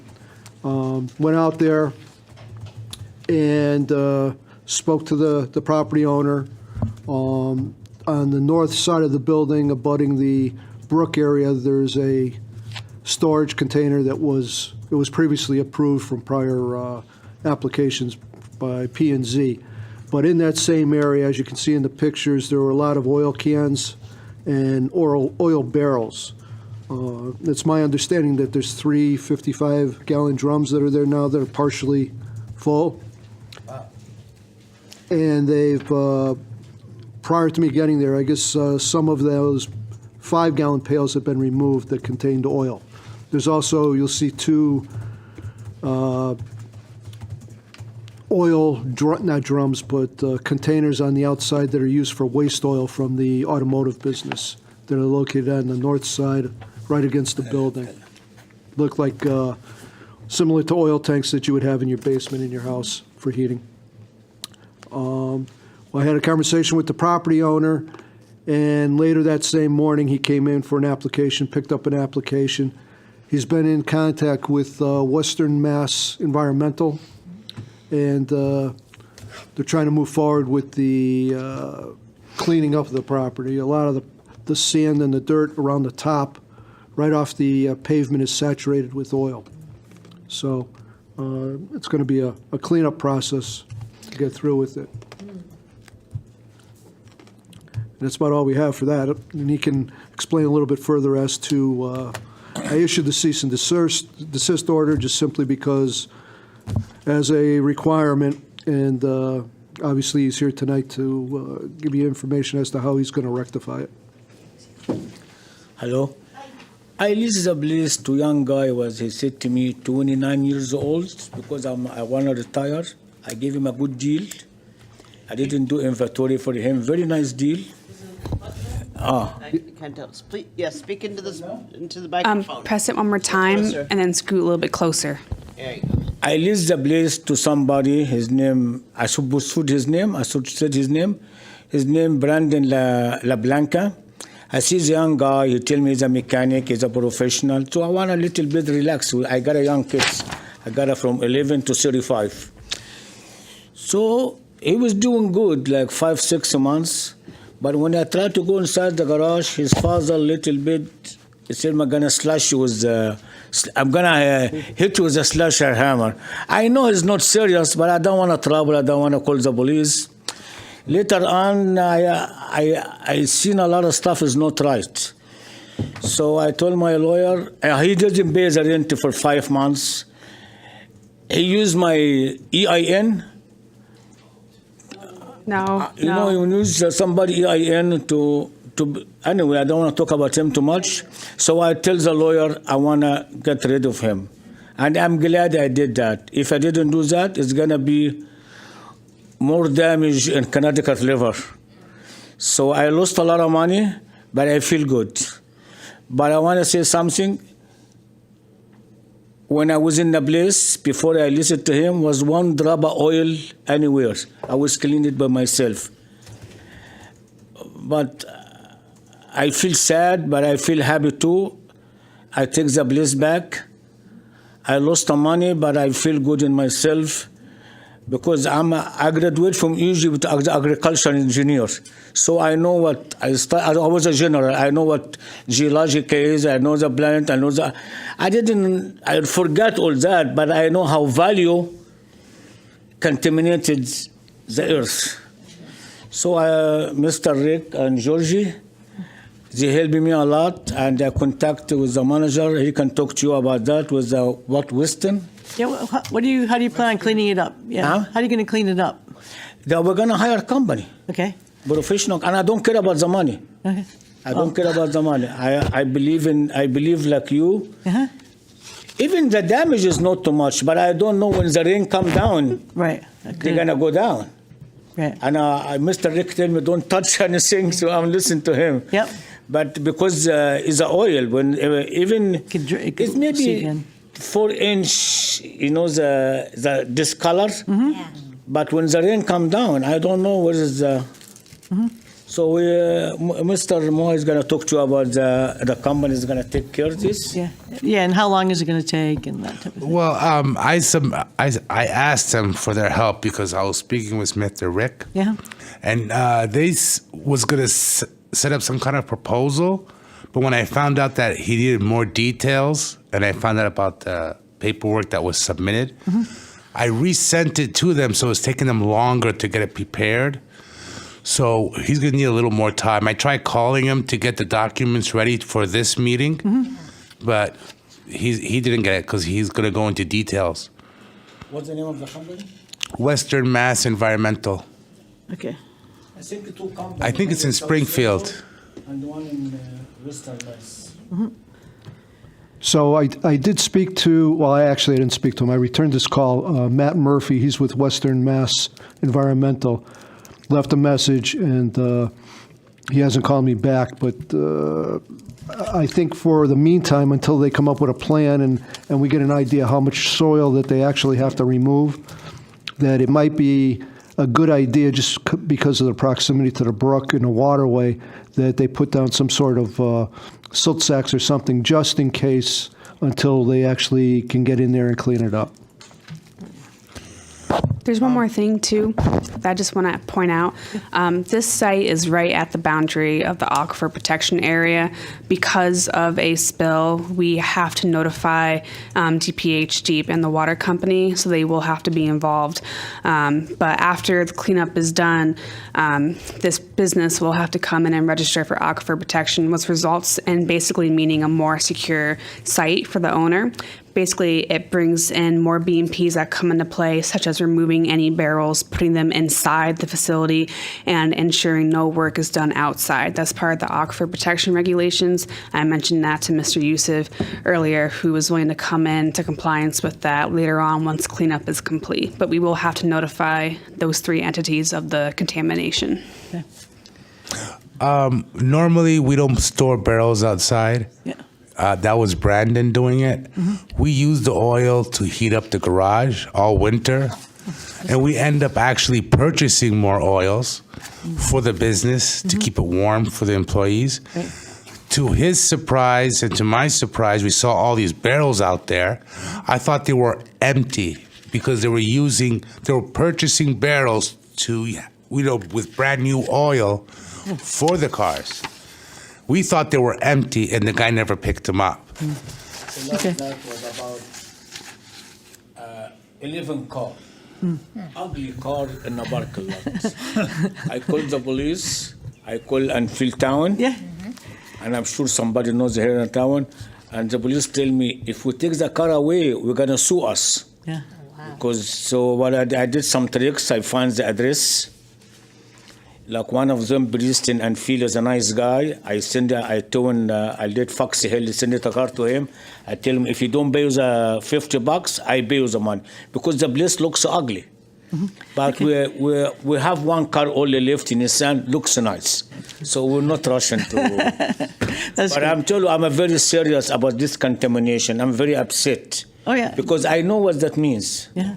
I'm from Egypt. They destroy the Nile there. Yeah. Because people wash the clothes in the Nile Yeah. with the chemical to make it white. Oh, yeah. So I know I'm familiar with the issue. Okay, that's good. But That's I'm fine. sorry, I stuck with it. Yeah, that's good. So you have an application coming shortly, and we'll try to move I'll make another call to Western Mass to try to So we move can them get the along so we plans can have an going? actual plan. Yeah, and that's All right. good. That's good. In the meantime, we work with them to put up some silt sacks And to protect the water. And to bring all barrels inside. Don't have any barrels outside. Well, we wanted to remove the barrels, but Rick said not to touch it yet until we have this meeting. But if it's okay, there's like Yeah, 3 yeah, or that's 4 fine. barrels outside we want to get rid of. Yep, that'd be a good idea. Just don't spill them. Just don't spill them. Yeah. Yeah. Just Yeah, ensure I would that. do the silt sacks before you move them. So Yes. in case there's a Yes. spill, so do the silt sacks. They'll explain to you just what you need to do. Do those first, so that if there is a spill, and then we get rain, it'll stop any pollution. Okay. We don't want there to be a spill, and then you put the silt. There's no sense in doing that. Absolutely. Yeah. Yeah. They'll help you. So ENS controls, then remove the barrels, put the barrels inside. Do ENS first, silt sacks first, then move the barrels. Okay. Just Where do we get the silk sacks from? 'Cause I think we have some on the property. I Is believe that you can the get same them. thing? I believe Home Depot might carry them. Yeah, I think Pretty we sure have. that they do. We have them lined up to stop the flooding. Or hay bales, right? Hay bales will work. Yeah. You know, Socks. They will work. They'll with help you. They'll help you. see you. Stop in tomorrow morning, and we'll give you some advice as to how to take care of it. Afternoon. Okay. Come around 12. All right. 12 o'clock. Some leaves in the back. No. You want to stop the oil, It's no leaking oil.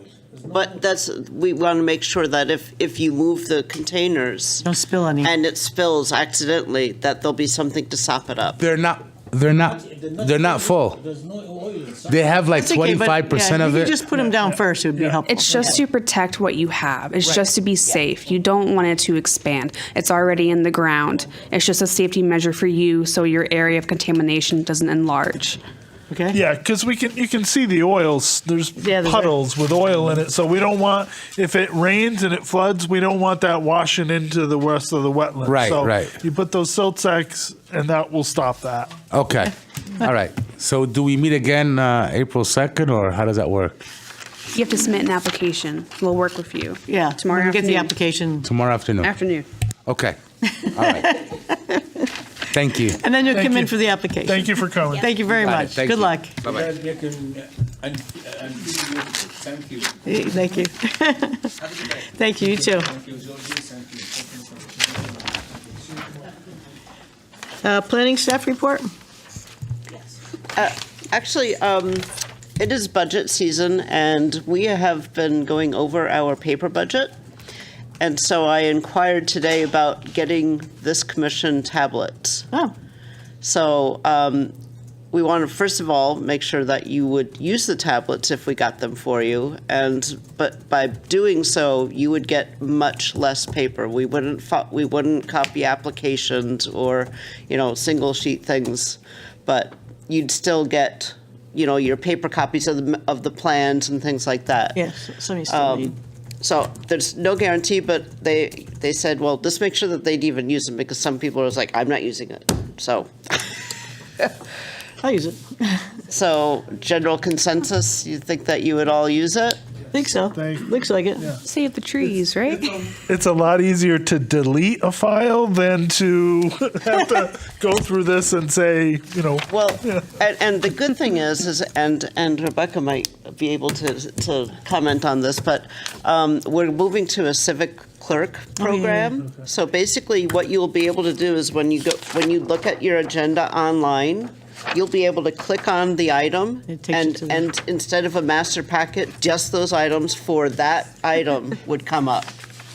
So it's not quite there yet, but we're like really working on it. You're trying. And that's why your agendas are looking a little bit different right now. Mhm. It's because it's actually in Civic Clerk, but the clerks are actually able to take minutes in it, and it's faster and more complete, and that's fine. So, Yeah, sounds good. So, shall I try to get them for you through this budget season? Please. Yes. That'd be fine. Okay, excellent. Okay. Applications to be received is IW 698 20 Pearl Street Extension. Application for a wetland permit for an in-ground pool and surrounding patio.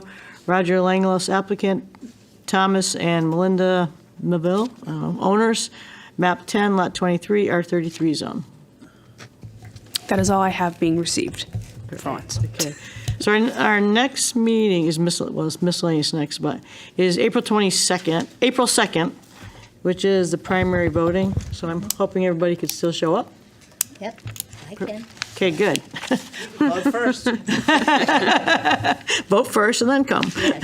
That's perfect. Okay, since we have so much going on. I just did want to mention one more thing.